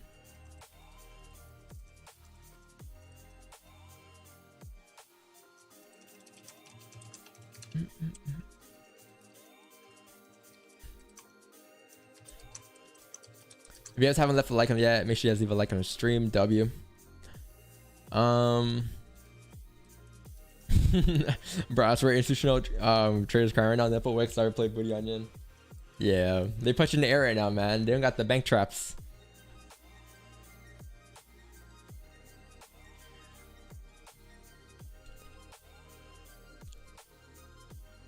I'm missing chat. Alright.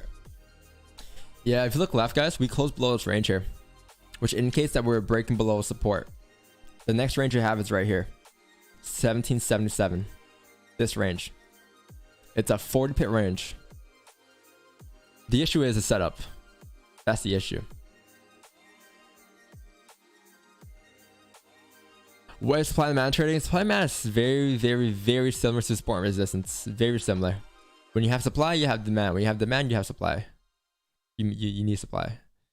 Similar to support and resistance. I would say it's about the same thing.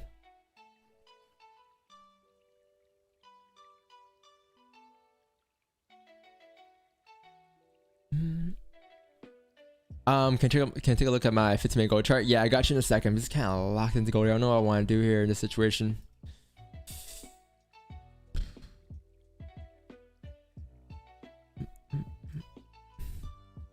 I think I'm gonna hold out of that position on gold here because we have no bottom wick. And I don't want to get to a point where I'm like, if you zoom in very closely, you have a little wick there. Like overall, the mean of no bottom wick on a closing like that indicates that we have no range to continue down. Doesn't mean that it's not going to go down completely.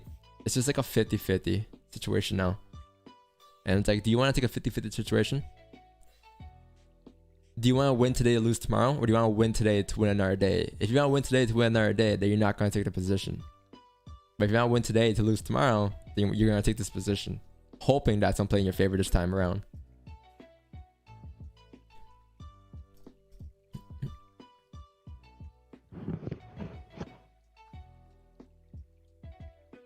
And yeah, I mean, if it comes down, it comes down here. But I mean, I'll be fine missing the move here. I just understand that long term, this isn't a profitable position for me. With that closure like that, no bond wick.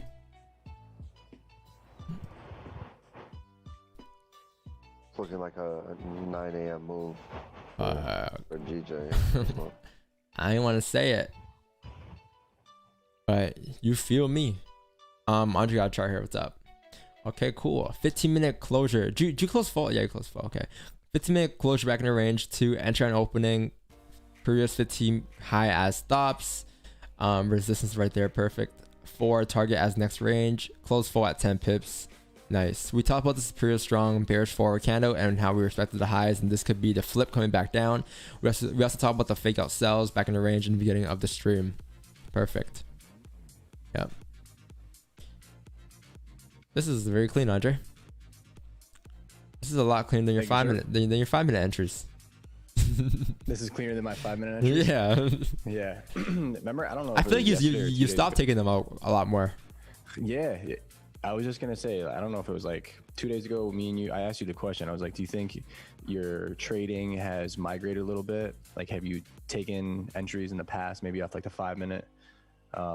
That's maybe like now you only take them off the 15 and 30, and I feel like that's at least happened for me. I used to take a lot of entries off the 5-minute, and I was successful doing so, but I just feel like over time I've become more, I guess, comfortable taking it with the higher time frames. Like, you can still find good entries, and you think you just have to be like a little bit more patient when you use the higher time frames. Patient, that's true, because yeah, if I make occur every 5 minutes, whereas a high time frame it's like every 30, every hourly, every 15, right? So I think we talked about the fake out back in the range, so like, I don't know, 3, 4, 5 times. So it's just like you just had to execute on it. I think we drew it out earlier too. Yeah, you did. Was it gold? Yeah, I think it was GJ, right? I mean gold, right? I drew it out. Yeah, it was gold. You drew it out. Oh yes, I did at like 7 a.m. or 6:30 or something. Yeah. Yeah. Because guys, like, even if it's a fake out, like, don't think of it as a fake out. The overall like reasoning behind it is this: like, you had what can I best describe this on the 15? You had a range here, right? So look at it from this perspective, very simple perspective. You have a resistance here, you have a support here. What does a resistance and support create? A range, right? Resistance gets formed, or support gets formed, and then resistance gets formed. That now becomes a range. This is the range. So now, if we are breaking above the range, and then we're breaking above that resistance, but now we're closing back into the range, breaking that support now, closing below that support. When you break support, where do you go? You come down towards the next support, right? In this case, the next support is that previous range, which is down here. So that's why it's called a fake out, because it looks like price is faking you out to come back down. Like, that's just a different wording for it. But overall, it's just a simple breaking back into the range, breaking below support. That's all that was. Because everything's a range. Everything's a range. Like, this is now a range too. You have a range right here. You have a support here, and then you have a resistance here. This is your new range. Now you have two ranges. You have range 1 and you have range 2. If you break below this support, then you have a new range, because then price will continue down towards the next support, which is going to be somewhere down here, right? And now this is your new range. And now in this range, it's like, okay, are we going to break the support, or are we going to reject to continue back up? And if we break it, then we'll continue down towards the next range. But it's everything's a range. A range isn't necessarily a consolidation. So that's kind of a flip here. Wow, didn't break the highs. Looks like it wants to flip here. Looks like it wants to drive down, push down heavily. I am staying out, guys. If you guys are taking positions, be careful. But I'm not. You know, it's not the worst position, but it's a 50-50 one, which is not a confirmation for me.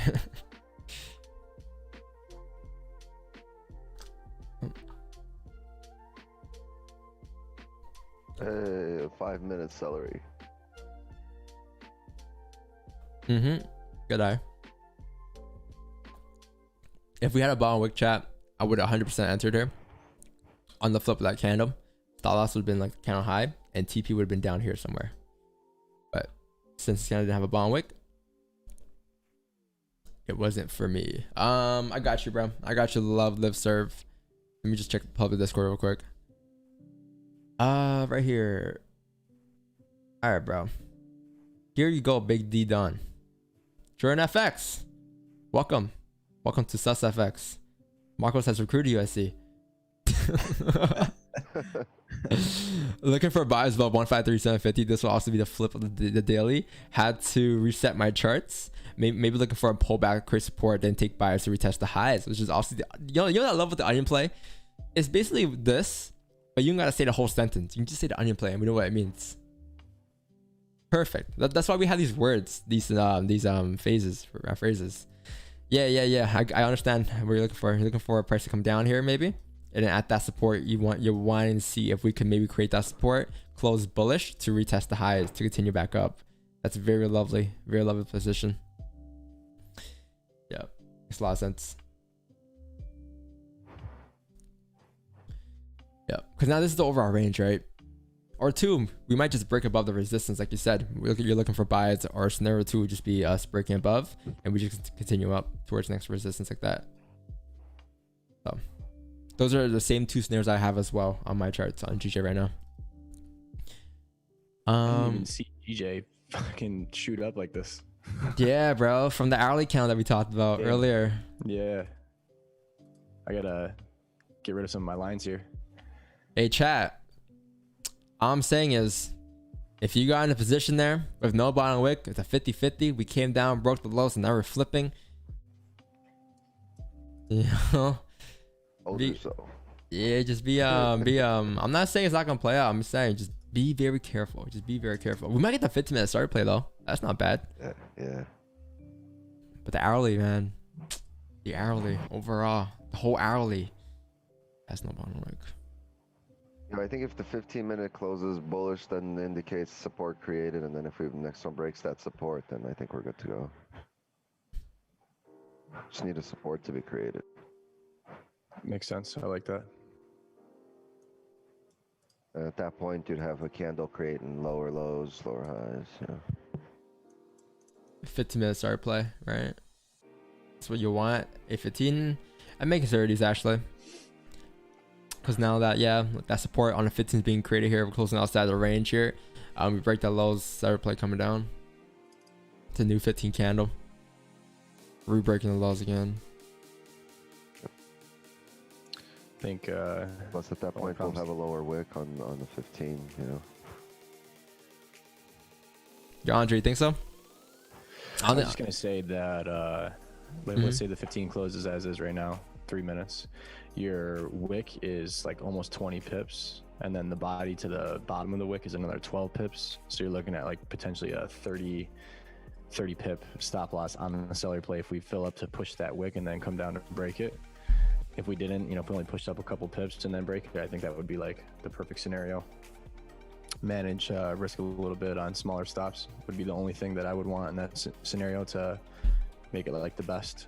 Well, it depends how high the next candle wick will go, so we're gonna use current candle stops, correct? Yeah, that's exactly what I'm saying. That current candle could fill to push that wick a little bit, and in that case, stops would be a little bit higher. Oh, someone got the same entry. Nice. So someone sent a chart. He's been asking me to look at this chart for the past like 20 minutes. I keep forgetting. Yo, my bad. I love this serve. It's all love. Enter on the break of the lows. 2 places stops below current candle. Oh, current candle high. Nice. Where are your stops on your current candle or previous candle? I started off at the previous candle. Yeah, on your opening though, right? Where was the entry though? Opening of the candle or break of the candle? Opening of the candle. That makes a lot of sense. Right on the open. Yeah, that makes a lot of sense. Yeah. So I had like I think the stops were like 17 pips in my case. I moved stop loss to the current candle high when I was like 7 pips in profit, and then I closed full at 10. Close full because price had no bottom wick. Whoa, that's a perfect closure. That's very key right there. Yep, I like how you close full there because you had no bottom wick. Using that to your advantage right there. Yep, no emotions, just pure like This is what you see. That's what you're doing. Perfect. I thought this song was someone's background for a second. It was like someone like cleaning dishes or something. What the fuck is that?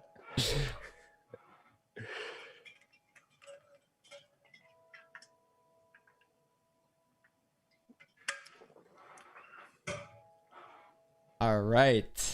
We have a 15 minutes. That's gonna close it in about a minute and a half here. Back into the range here. But if we're able to come down and break these lows here, you have a high chance that price may continue down for the rest of the range here for around 27 pips here. Over a 50 pip target.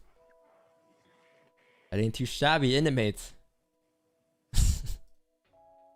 Ain't too shabby.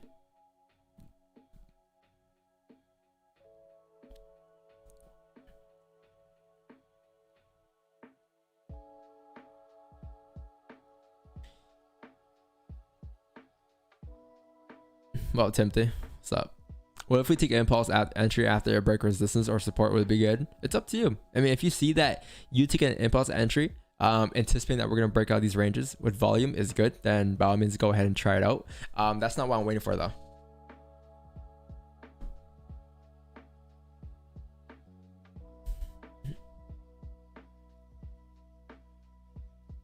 I don't think there's a small resistance at 1781 to 15, and if the 15 closes above, want to indicate it's going to range or stay in the range. Where here, well, I'm seeing that if we break below support, which it did, I will see us coming down because the alley closed below, right? The alley closed below its range here, so I was looking overall for price to drive down here towards the 177 mark. Ooh, 15 minutes start play here. We're gonna set a sell stop right here, guys, at 1780.087. My stop loss is gonna be the current candle high of this current candle if it were to come down and break the lows.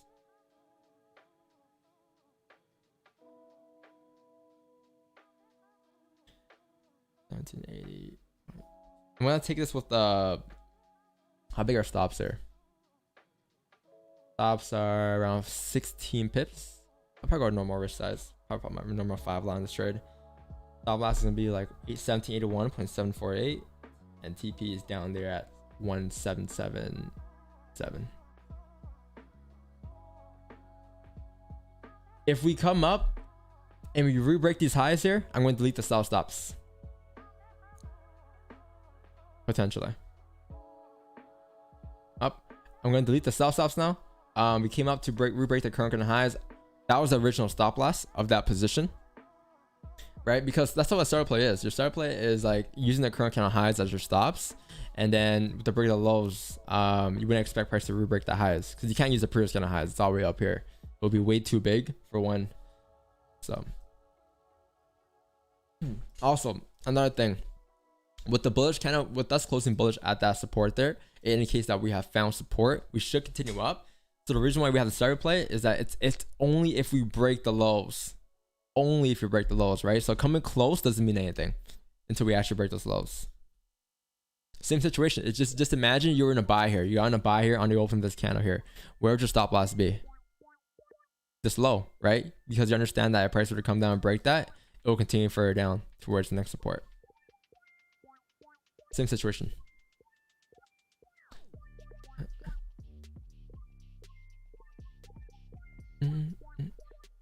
Getting active trade? No, I'm not. I'm not in any active trades right now.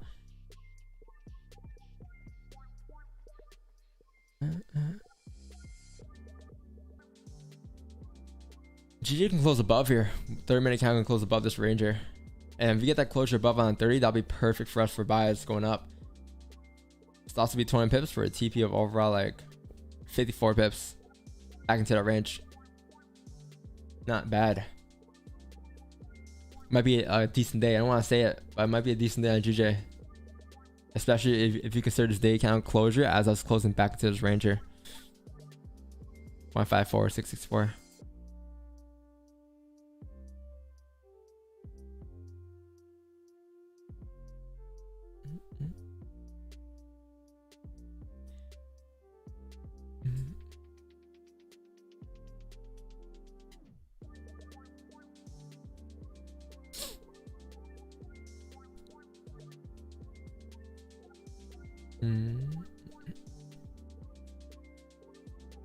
I want to see it close below 1780 before looking for sells again.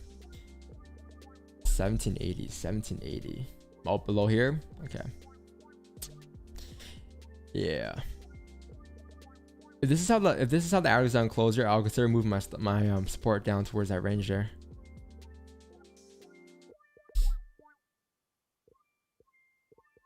But overall, I think I had this range marked up earlier on the hourly, and we closed below. How big are stops now for this? Stops are 18 pips now.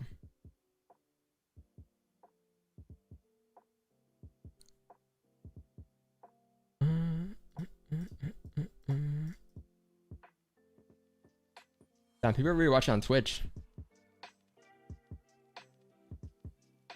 Okay, done. What's going on, Stefano? GJ might break the resistance. Yeah. You have 10 minutes for a third closure here. Yeah. I'll definitely look for a position if we were to close above on 30 here. Definitely would. Yeah, it looks great. Clean traffic. Yep. It's breaking into a new range too. Above that area. Should be solid. Yeah, and it's breaking its own daily highs. Yes. The Korean candle. Yeah. After creating a lower wick, it's flipping bullish now. So you definitely have volume here. Let's see if we could get a position. Minus 30.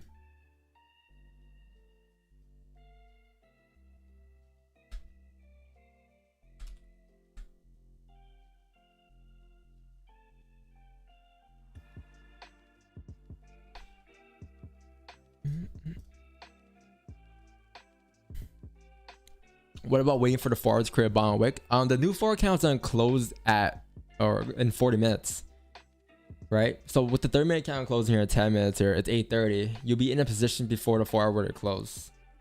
And by looking at the 4 hour, we have broken the highs for a starter play at the same given time. We're breaking into clean range territory. I wouldn't be surprised if the 4 decides to push up with the 30-minute closing above that range, and if the 4 closes above 153.775 here, because if it closes above in the 4 hour, will be much stronger on the next forward candle to continue up. So we just need a 30-minute closure here, and then I'll be willing to take a position going up. That gold celery, I think, just got 10. Oh, Or it's really? at 7. It's at 7 now. Oh shit! Nice. What I was just looking at is if that 15, if you look left, every time a 15 is closed below 1780, we've come down to 1777 and further.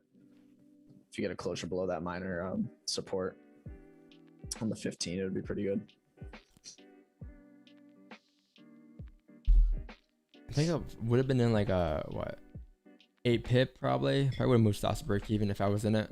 It actually came up and it came to 7 and then hit break even and then came back. So oh you really? Yeah, you would have broke even. Nice.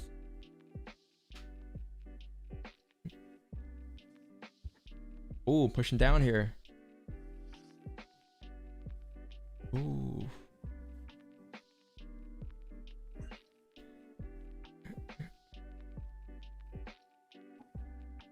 How big are stops there? It was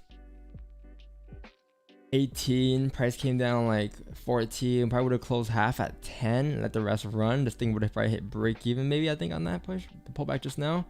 I think you wouldn't have been able to secure. It went like 7, which is like always break even with minor support, and then it went right back to break even.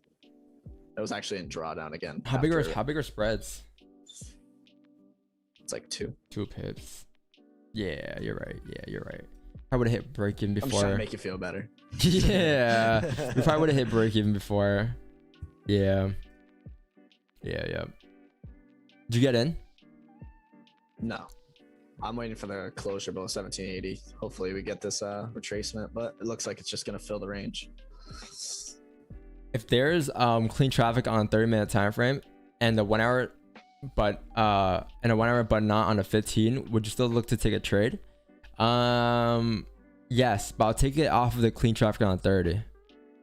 And I'll take advantage of that 1 hour, like wherever resistance that we're coming to.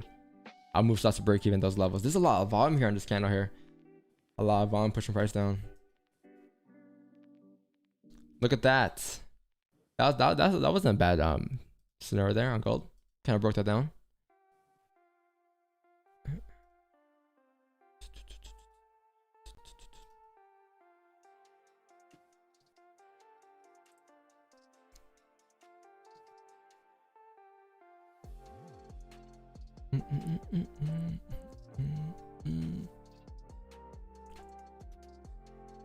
Yeah, I didn't see how the discount formed when it broke the lows there.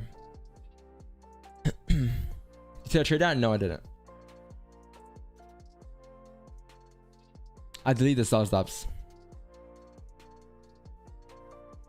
but I would have hit break even anyways. I would have hit break even.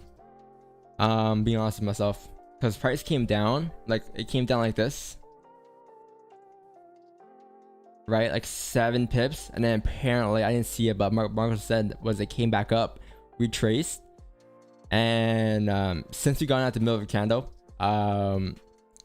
it's very hard to manage risk because it's not an opening of a candle, it's not closing, it's just the middle of a candle. So what price it was, it came up again, didn't flip bullish obviously, but then it came back down. So I would have hit break even before we even dropped to 10 pips. I wouldn't been able to close at 10 even if we were to get in.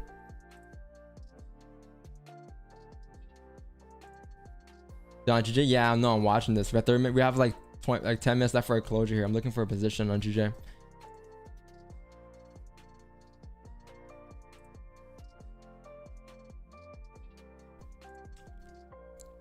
Someone got break even. Yeah, who took the starter play there?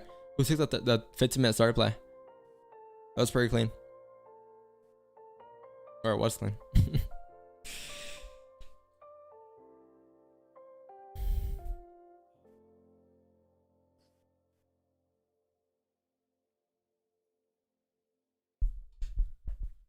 Took 20 pips. Nice, good stuff. Yes, good stuff. I can probably put that in the things called.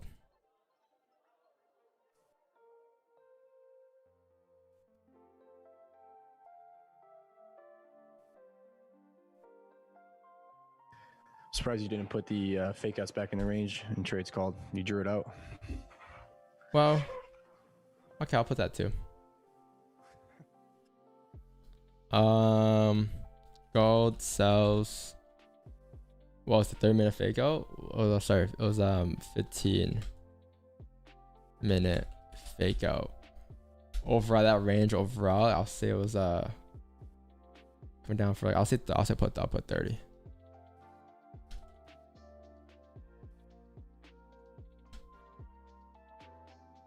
I think we broke down gold pretty well today.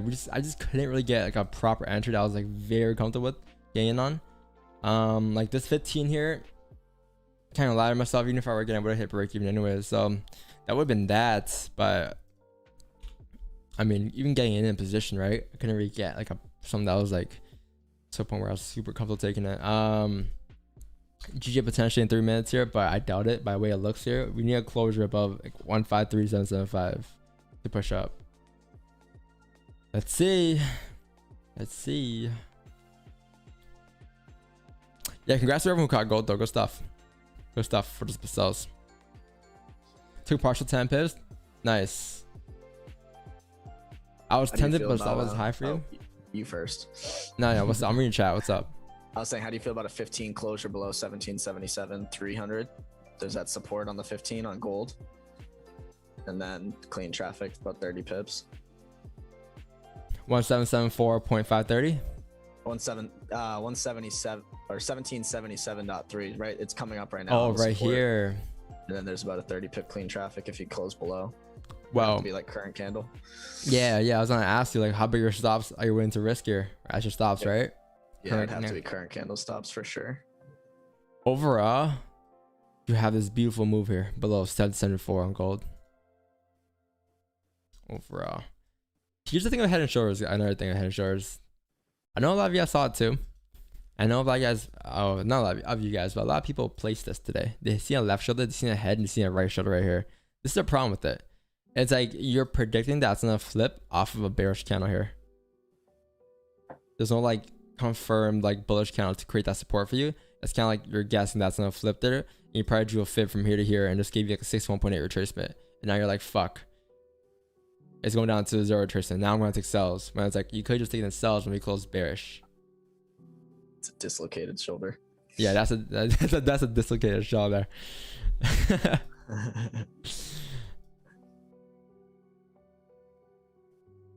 Oh, lot size. That's the thing. I forgot. Thanks, Tyler. I forgot about that one. That was actually a W on command. My lot size. Now, how much do you risk? I risk like 1 or 2% per trade. 3%. Sometimes, yeah. But recently it's been like 1%, around 1%. She look like it cannot break up. Well, yeah. Right now, you're probably gonna have to wait for the new forward candle to close here. See how we close there, but looking pretty chalked. 830 here, gold here. We can use current count stops if we were to close below this range here, depending on how we open up. Let's see. That's a 27 pip range, 30 pip range going down. Did 4 hour break the lows? Oh, 4 hours break the lows here. Oof. You might get something. Who knows? 30 seconds for a closure here. In this case, guys, you can't use a previous candle. You can't. So what we're going to do probably is use our current count stops, depending on how we opened up. Let's say we open up like this with no bottom wick. And of course, we have a bottom wick. Perfect. We come up, retrace. I want a decent stop too. So maybe something like up here, like a 10 or 15 pip stop. And then we reflip, break the lows. That'll be my stop coming down. But I'm not going to place any stop stops yet because like this is enough of a wick for me, especially I'm using the current count stops. Oh, that's not bad right there. Okay, perfect. I'm gonna place a self-stop, chat, right around there. The whole trade is based on the fact that we closed below the range here and we're just using current count stops, similar to the trade we took yesterday. It's very similar. I think the exact same trade, if anything, at the exact same time. So stops are right now looking like it's gonna be 15 pips for a TP of like 1774. 20 pips. 19-20 pips.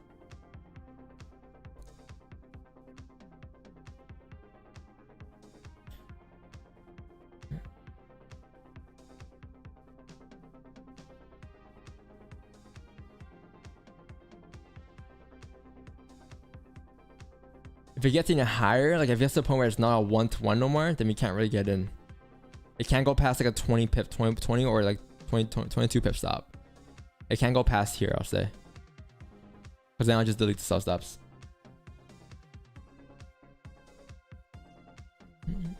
It's like a nice minor resistance there. Hopefully it'll reject off of. Wow, GJL. Yeah, man, close below that resistance there. Staying close. Might get a 15-minute start play. Who knows? 30-minute start play. Ooh. Okay, stops right now are looking like it's gonna be at 1778.257 right now. Let's see. Think about using current count stops. You really don't know where your stops are until it actually flips, but you can estimate it.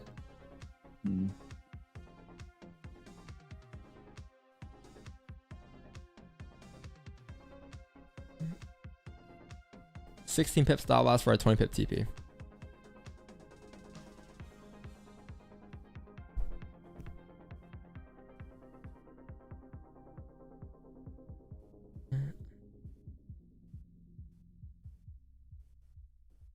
And also, guys, once it flips, expect a lot of volume. So be like at 10 pips, around like 6, 7, like 7, 8, 9 pips mark. I'm gonna move my stops to break even. I'm just warning you guys now, so you guys can do that, you know, before I even say anything. Because sometimes when I'm in a trade, I'm managing as well and talking to chat and all that, it gets very chaotic. So I'm just warning you guys now before, you know, you guys say, oh, I hit break even, oh, whatever it is, right? So that's how I'm gonna manage the trade in this case.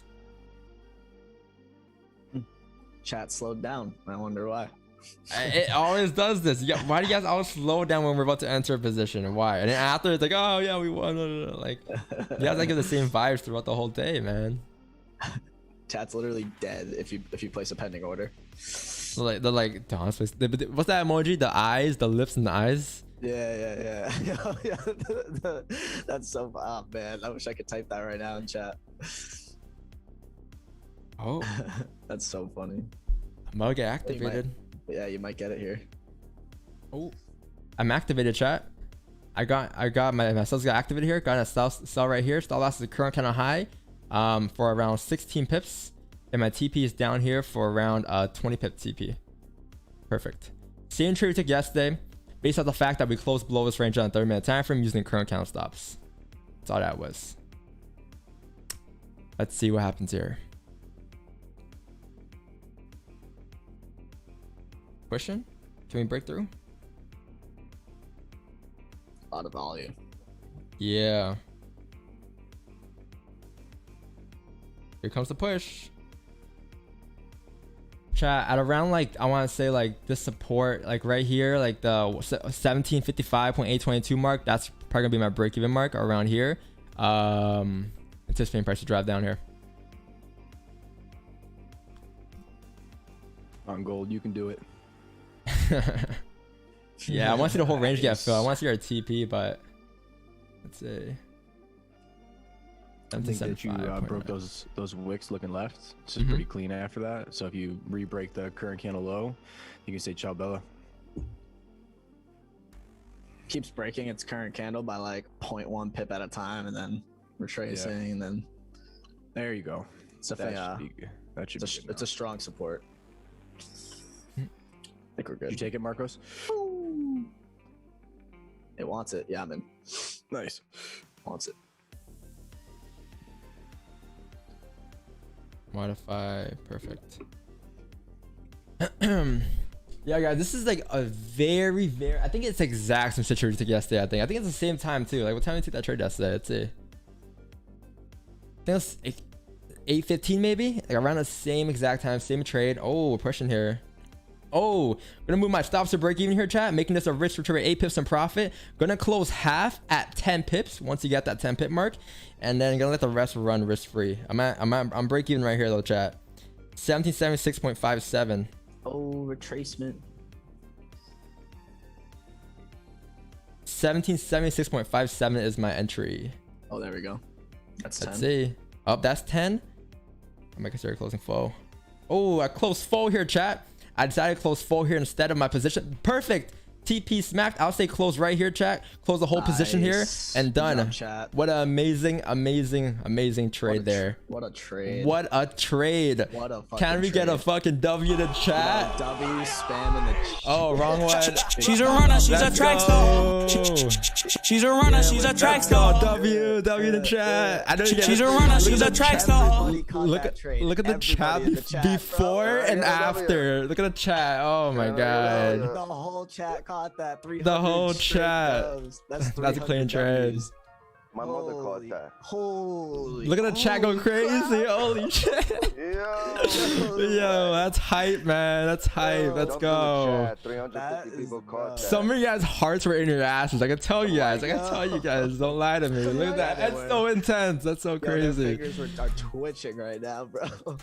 Yo, look at the Look at yo, this this fucking is- chat. I've never seen chat move like that.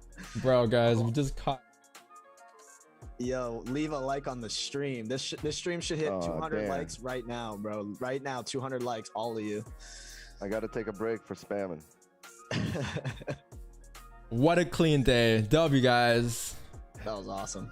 Good Whoa, job, look chat. at gold. Look at gold still drop there. Yo, Oh my man, god. I closed at 20. I was very happy on where I closed there. Me too. Me too. Very that was a happy. big support. Big support. Oof. Good trade, man. Good trade, guys. Fuck. Don, you weren't gonna take that like 15 minutes ago. You were like, what?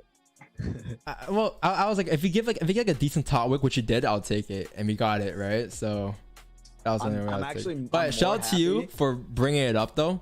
Shout out to Marcus for bringing up that whole trade idea in general.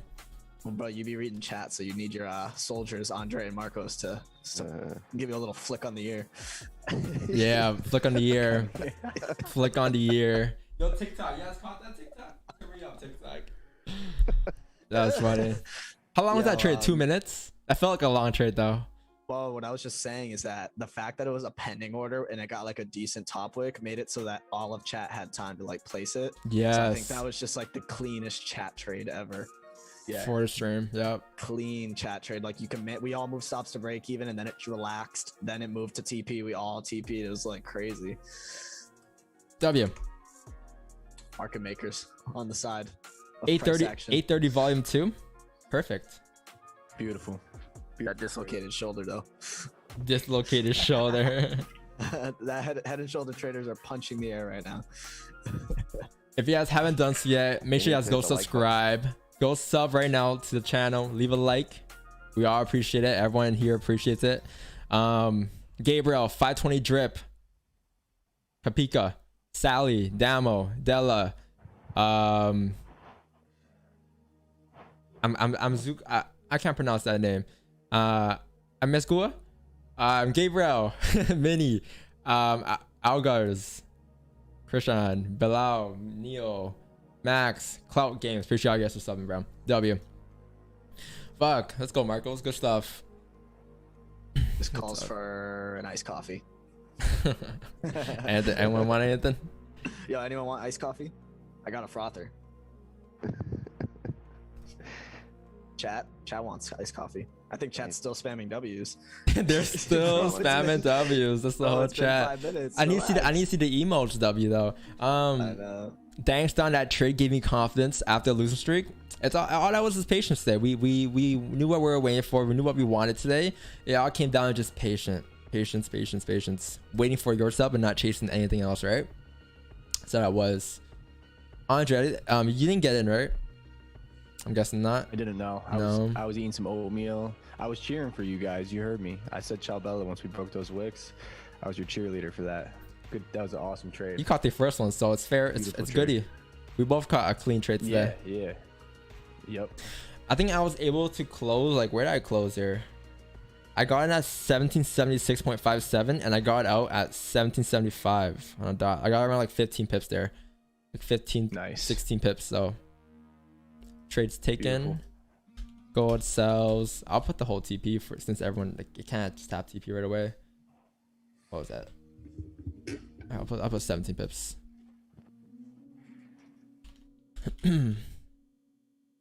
What time was that trade taken at? 8:30. Well, Tyler, it looks like we have an easy thing today. Easy video today. Yes, sir. Yes, sir. You caught that too, Tyler? Yeah, I got 15 pips on that too. Yo, everyone in the chat spam W Tyler. This guy puts so much work into these edits after the stream every day. All these videos that come up at 6 p.m. every day, that's all him. He does all the edits for me. All the thumbnails, pretty fire. So W Tyler for sure in the chat. Tyler the creator. Tyler creator for real. Tyler creator. All that just give you guys free value every day, you know.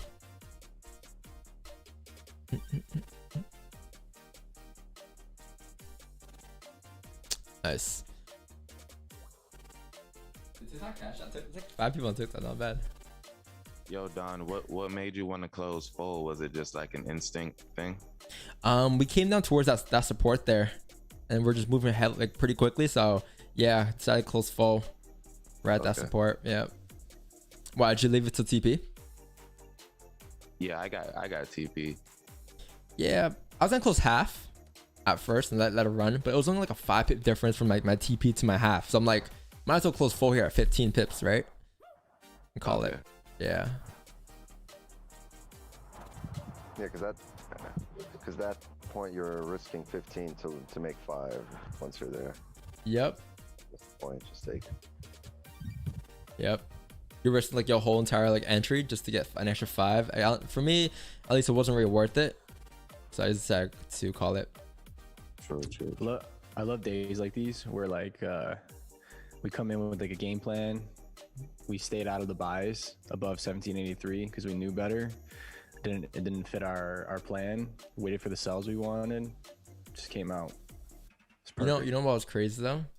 The daily was bullish today.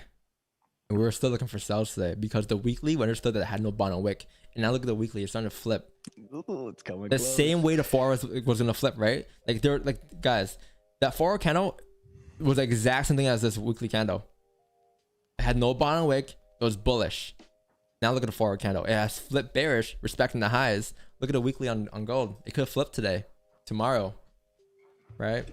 So it was very important to understand that. Super, super important. Good fucking shit, Andre. Or everyone. Good fucking shit, everyone. Your Wixon, did you close full there? How'd you end with that trade? I had 2 positions open. One that closed at 10 and the second one at 15. Nice. Nice, nice, nice. W.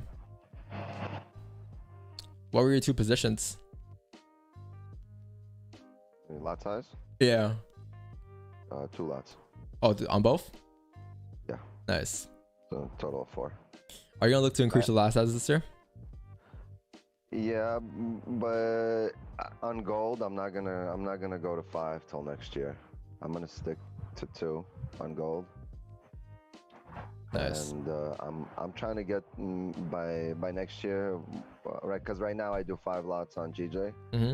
But hopefully January I'm gonna start doing like 7, 8 lots, something like that. It's very hard to move up. It's like it fucks with your mind.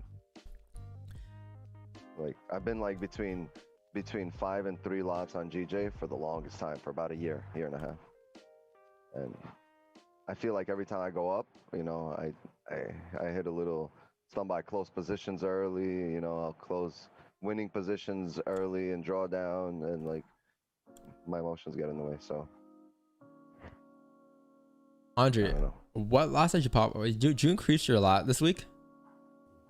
I didn't. Nah. Oh, you didn't? Okay. I popped a 2 on GJ. Was it Monday? Yeah. Did I take a GJ trade yesterday? Tuesday, right? No, you didn't. You took a gold trade only, I think. And that was it. Yeah. I took GJ last week. Yeah, no, I just I've been keeping it the same.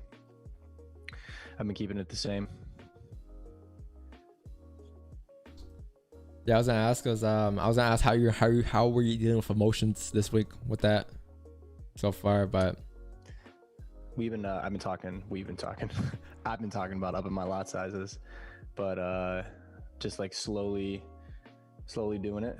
I mean, you should do it technically in relation to your account size, right? Unless you got a master account. Like, I mean, if it's growing, it's growing. But you know what? Like, I kind of don't mind, you know, having a larger account size and risking a lower percentage. I haven't raised my lot size in about a year, and it's steady growing. You know, growth is there. So if you're just used to the growth that you're getting, you're fine. I think I'm in like I don't know if I would say like a rare situation. I'm sure there's lots of other people that have capital, but I just have the opportunity to trade capital size that's like 2x what I'm currently trading, but I haven't deposited the money, right? So it's just like most people are like, I can't trade more capital because I don't have more capital. I have to wait till my account grows. I'm in this position where I can just 2x my account, maybe trade like a 50K account. Exactly. But it's just like, do I work up slowly? Do I slowly increase my lot sizes by 0.5s every other week, something like that? Or do I like maybe take a plunge and deposit another 20 racks into my account and up my lot sizes significantly? Look at Marcos is like, yeah, 50, you're in a pretty blessed position, bro. Oh, it's just a savings. It's just a savings account that you're gonna make more significant return on. I mean, it's not like if you deposit 50 on your 20, like you're gonna lose all that money. I mean, right? You know what I mean? You're still only gonna lose 0.5% on a trade. So exactly.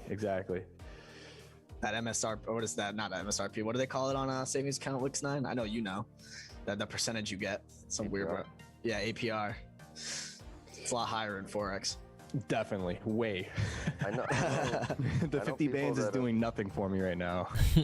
People that have taken out their full like retirement, like NYPD guys that have taken out their full retirement, and they'll, you know, use half on trading and half of it went on to real estate, because they're getting what, like 2-3% at the bank, or 7-8% tops on their mutual funds. Yeah.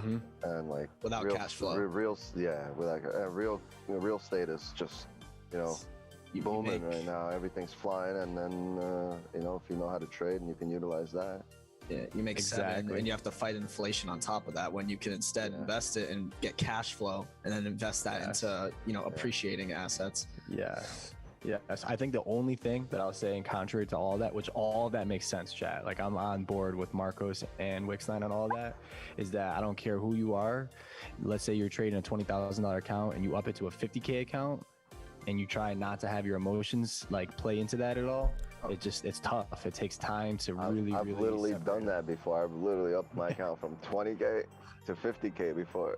And I've done that. How did it, was it like tough at first? Were you like, oh, I just took a loss?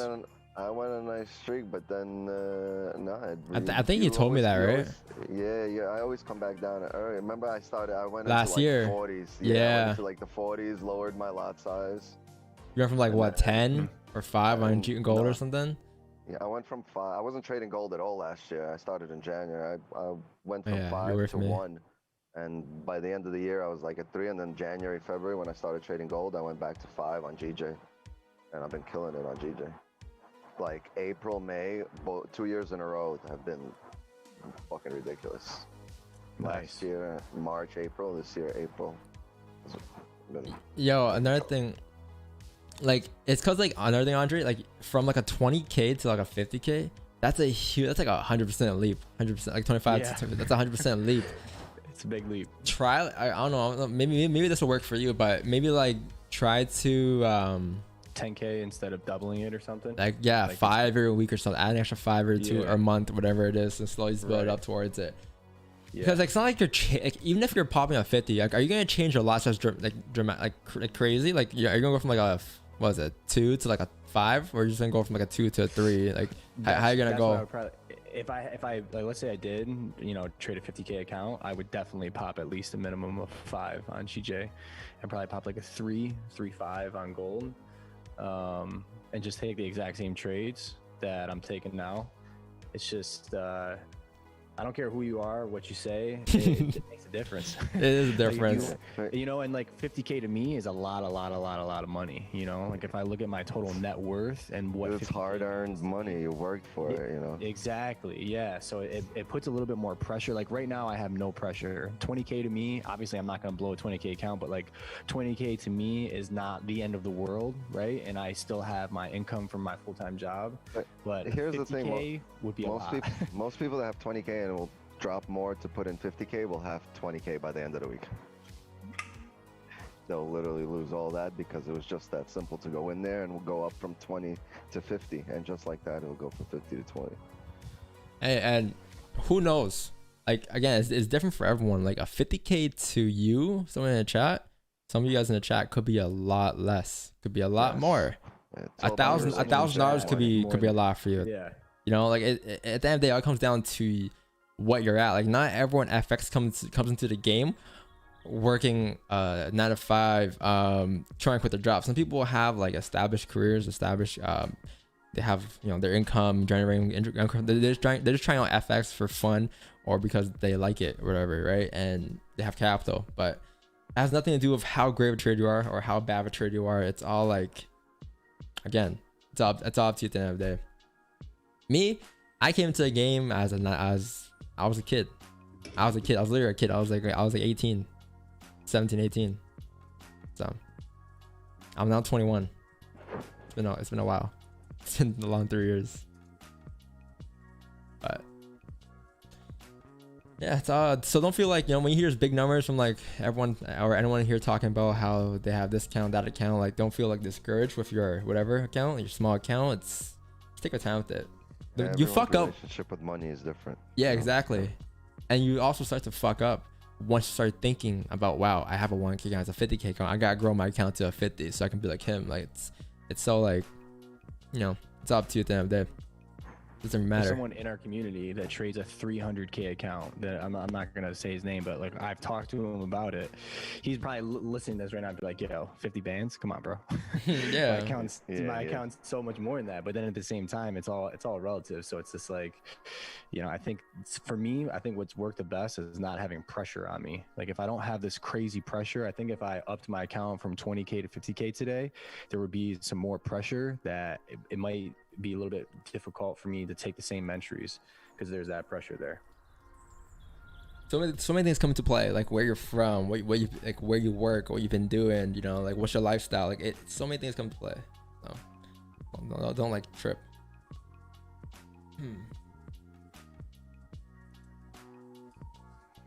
I want to know these 7 people that disliked. Hey man, it is what it is. How many likes do we have right now, chat? 154 likes. We can get 200 likes, right? 200 likes. We can get this to 200. Easily 200. I was gonna say earlier as well. Gold here on a 15 closed below this ranger. Price may have a chance to continue down towards the next range, which is gonna be like wherever, like 1768. But you have the forward candles that's gonna close here in about 7 minutes here. And if the forward, if I were to clear my charts and show you guys the forward here, if it were to close below this support in about 5 minutes, we should be good to continue down towards the next range, which is down here. But then again, you can have a support here. Oof.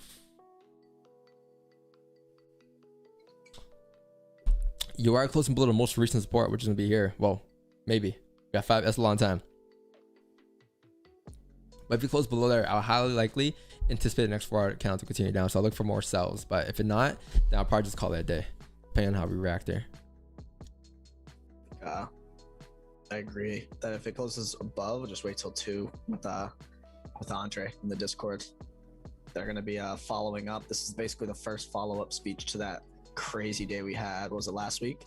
So it should be interesting. Hopefully it's interesting. Yes, they're gonna talk about like the future, the interest rates. Yeah, they said last speech that they were gonna expedite the process on hiking up the rates to fight inflation. So now I'm surprised we're actually moving, but we'll see at 2 o'clock. When's next FOMC? FOMC, I have no idea. Let's see when the next one is. That'll What's be it? fun. Once a month? I think it's next month. Yeah. Thursday. I was like on this day. Got red folders tomorrow, by the way. Lots of red folders. 27 January, February. No, it's every 2 months. Well, next release is July 28th. Okay, cool. Not bad. July 28th. So everyone get ready to go full margin entry. Go full margin that day. Full margin, baby. 1 minute entries. Yeah. That might be the cleanest gold trade that I've had in a while on the higher time frame. Today's trade. You've been getting like the 5 minute, you know. I've been doing a lot of 5. That was a 30-minute closure, no? Yeah, it was. Yeah. 30-minute with only 18 pip stops. That's incredible. Price kept moving crazy too at that entry point. It was like flipping bullish, bearish, breaking lows, coming up. So there was volume for sure, and the thing just exploded down, just melted. Do you trade other sessions? No, I do not. Sometimes Asian, but like not consistently. I just try to focus on the New York session. But if I really like days where like I really anticipate a move due to the higher time from like the day, for example, or the weekly time for show me something, I would trade Asian to see if I can get an earlier entry to leave runners for the next day, which is what happened. You get some nice runners during Asian, right? Yeah. Right. Which is what happened last Thursday. Crazy day. Last Thursday, around a 40K day, but today it was like what, 750? So like I'm not here to chase that whatever I made that day. It's that day is done. Day is over with. It's all about future. What song is this? This is copyright free? Pretty chill. Chill music. Copyright free music. Cutie patooties. What up, man? Is that Jimmy? What up, Jimbo? What do you do other than FX? I'm trying to branch out and streaming, like trying to stream other stuff like games or like just chilling, just chatting streams on Twitch, and in a very near future actually. So, but yeah, other than that, that's it. Throughout my day though, I don't really do much. Like my day goes like this: I would wake up at around 6 a.m., 5:30, 5:45. And then I would hop on the charts, at around 6:30 stream till 9:30, and then at 9:30 I'll look to, if I have a workout, I'll go to my workout. If I don't, then I'll just go downstairs, make some food, and then make some content, edit some content, TikTok, Instagram, whatever it is, and then after that my day is done, my job is done. So my job lasts like around from 6:30 till, I want to say 12 or 11, a 5-6 hour shift depending, but it's not bad. Then I'm free for the rest of the day. That's the whole point of trading, though. You know, you do what you gotta do within those hours, and then you call it a day after. You're not on a chart the whole day. You want to be obsessed with the markets. How much do you sleep a day? I try to sleep 8 hours, so I try to go to bed at 9 p.m. But lately I've been sleeping around like 11, 12ish, so 6 to 7 hours of sleep, which is not the worst. But send charts on Discord. I got you guys in a second. It's my first day here. What up, Pipernacci? Can you explain how you decide that you are taking a sell buy on a chart today using the higher time frames? So if you watch the first 10 minutes, I feel like every time I get a question, I know the answer because I've said it before in the past. Like there should be like a shortcut where I say one word and they play the rest. So if you watch the first 10 minutes of the stream every day, that's when I usually break down my pairs, and from the weekly down to the 15:30, you know, and I explain why I'm looking for why I'm looking for buys, what I'm looking for sells, and what I'm going to be waiting for to get those buys or to get those sells in the 15:30. Usually I would just follow the higher time frame and then drop down to a small time to look for entries in that direction that I'm looking for with the bias. What up, Jimbo? How's your ATL team doing, bro? Bro, I cried so much that night. I'm like, bro. Did you go to the game? I watched the whole thing, and like that whole stadium was like, because we kept losing leads, gaining leads. I'm like, bruh. At the last like 3 minutes, I'm like, yes, we did it, boys. Yeah, it was Oh, you're an Atlanta fan. He's from Atlanta, bro. He lives in Atlanta. Man, bro, that's not good for you guys, bro. I wish the Celtics would stop letting me down. Bro. Cause the dude sitting like a few rows under me, bruh. I seen the bet that he placed. I'm like, bruh, what the fuck? That must have been electric, huh? Electric, dog. And then like when the dude won his bet, he was like, I'm buying everyone some drinks right now. And then bruh, he bought like the whole row some drinks. I'm like, bruh, this is a miracle that has happened, bro. Do you only scalp or take a 1 to 4 hour trades? I scalp. I would say I'm a scalper. I do use the higher time frames to my advantage though. Like just because I'm scalping, guys, doesn't mean I'm not using like the weekly, daily, 4 hour, 1 hour, right? I'm still looking at those time frames to make sure I'm going with my bias that I created using those time frames, if that makes sense. How old are you? 21, 23? I am 21 years old. Just turned 21 in April. 22 next year. I got social media. You're a gem. Thanks so much. Appreciate that, man. You can hear the accent. Yeah, Atlanta accent. So guys, I wanted to break down this forward candle here before we hop off or anything. So GJ forward time from candle has closed below the support here. Well, let's see. Did it close below support? Yeah, support. Yeah, I think it closed below, like slightly below. The only thing I'm worried about here though is that the fact that we have a support right here. I wanted a closure below this entire range itself, because below there will be a lot cleaner to drive down towards here. So since we close like right at the support, I'm probably gonna call it a day when it comes to gold, and just look for more positions tomorrow. Hopefully we can close like bearish today on the daily time frame, because if we can close bearish today, then you guys know what's gonna happen tomorrow. You have a range form. You had a here, let me draw it out for you guys.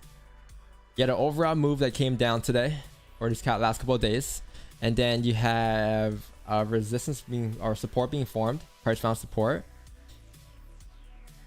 right around there, and now price is finding resistance today if it closes bearish. So with that closing bearish today, it indicates that we're at the top of the range. Therefore, price should be able to drive down towards the bottom of the range like this to fill the range. So if we close like this today, then tomorrow look for sales coming down. Again, using the 15-minute, 30-minute time frame during my session, the New York session tomorrow. But again, it all comes down within the last 8 hours here of this daily candle. All right, very crucial candle for a day. But yeah, my day for GJ gold looks like it's done here today. GJ on the other hand, looking like the FOREX has closed same thing right at the resistance. We're in the range on the FOREX as well. They looks pretty chalk now. I'm not gonna lie to you guys. You have a resistance here. You had a support here. This is the range we're in. We closed right at resistance. We didn't break. We didn't close above. We might just range for the rest of the session. So be very careful when trading these two pairs today. Again, my day is probably done here. Probably just gonna call it right as we're just in a range here. We're not really breaking out, but we did catch that one clean move today on gold. So congrats if you guys caught that. All right, but I'm gonna hop off here, chat. I'm gonna grab some food and do all the good stuff. So I appreciate you guys for being here today. We had like what 470 viewers, 370 viewers today during that trade. Not bad. Leave a like, subscribe if you guys haven't done so yet. Thanks to all the mods for taking care of the chat. Thanks to Tyler, and I'll catch you guys tomorrow morning at 6:30 AM Eastern. Peace and love. W in the chat, and Peace and love. take it easy, guys. Great stream.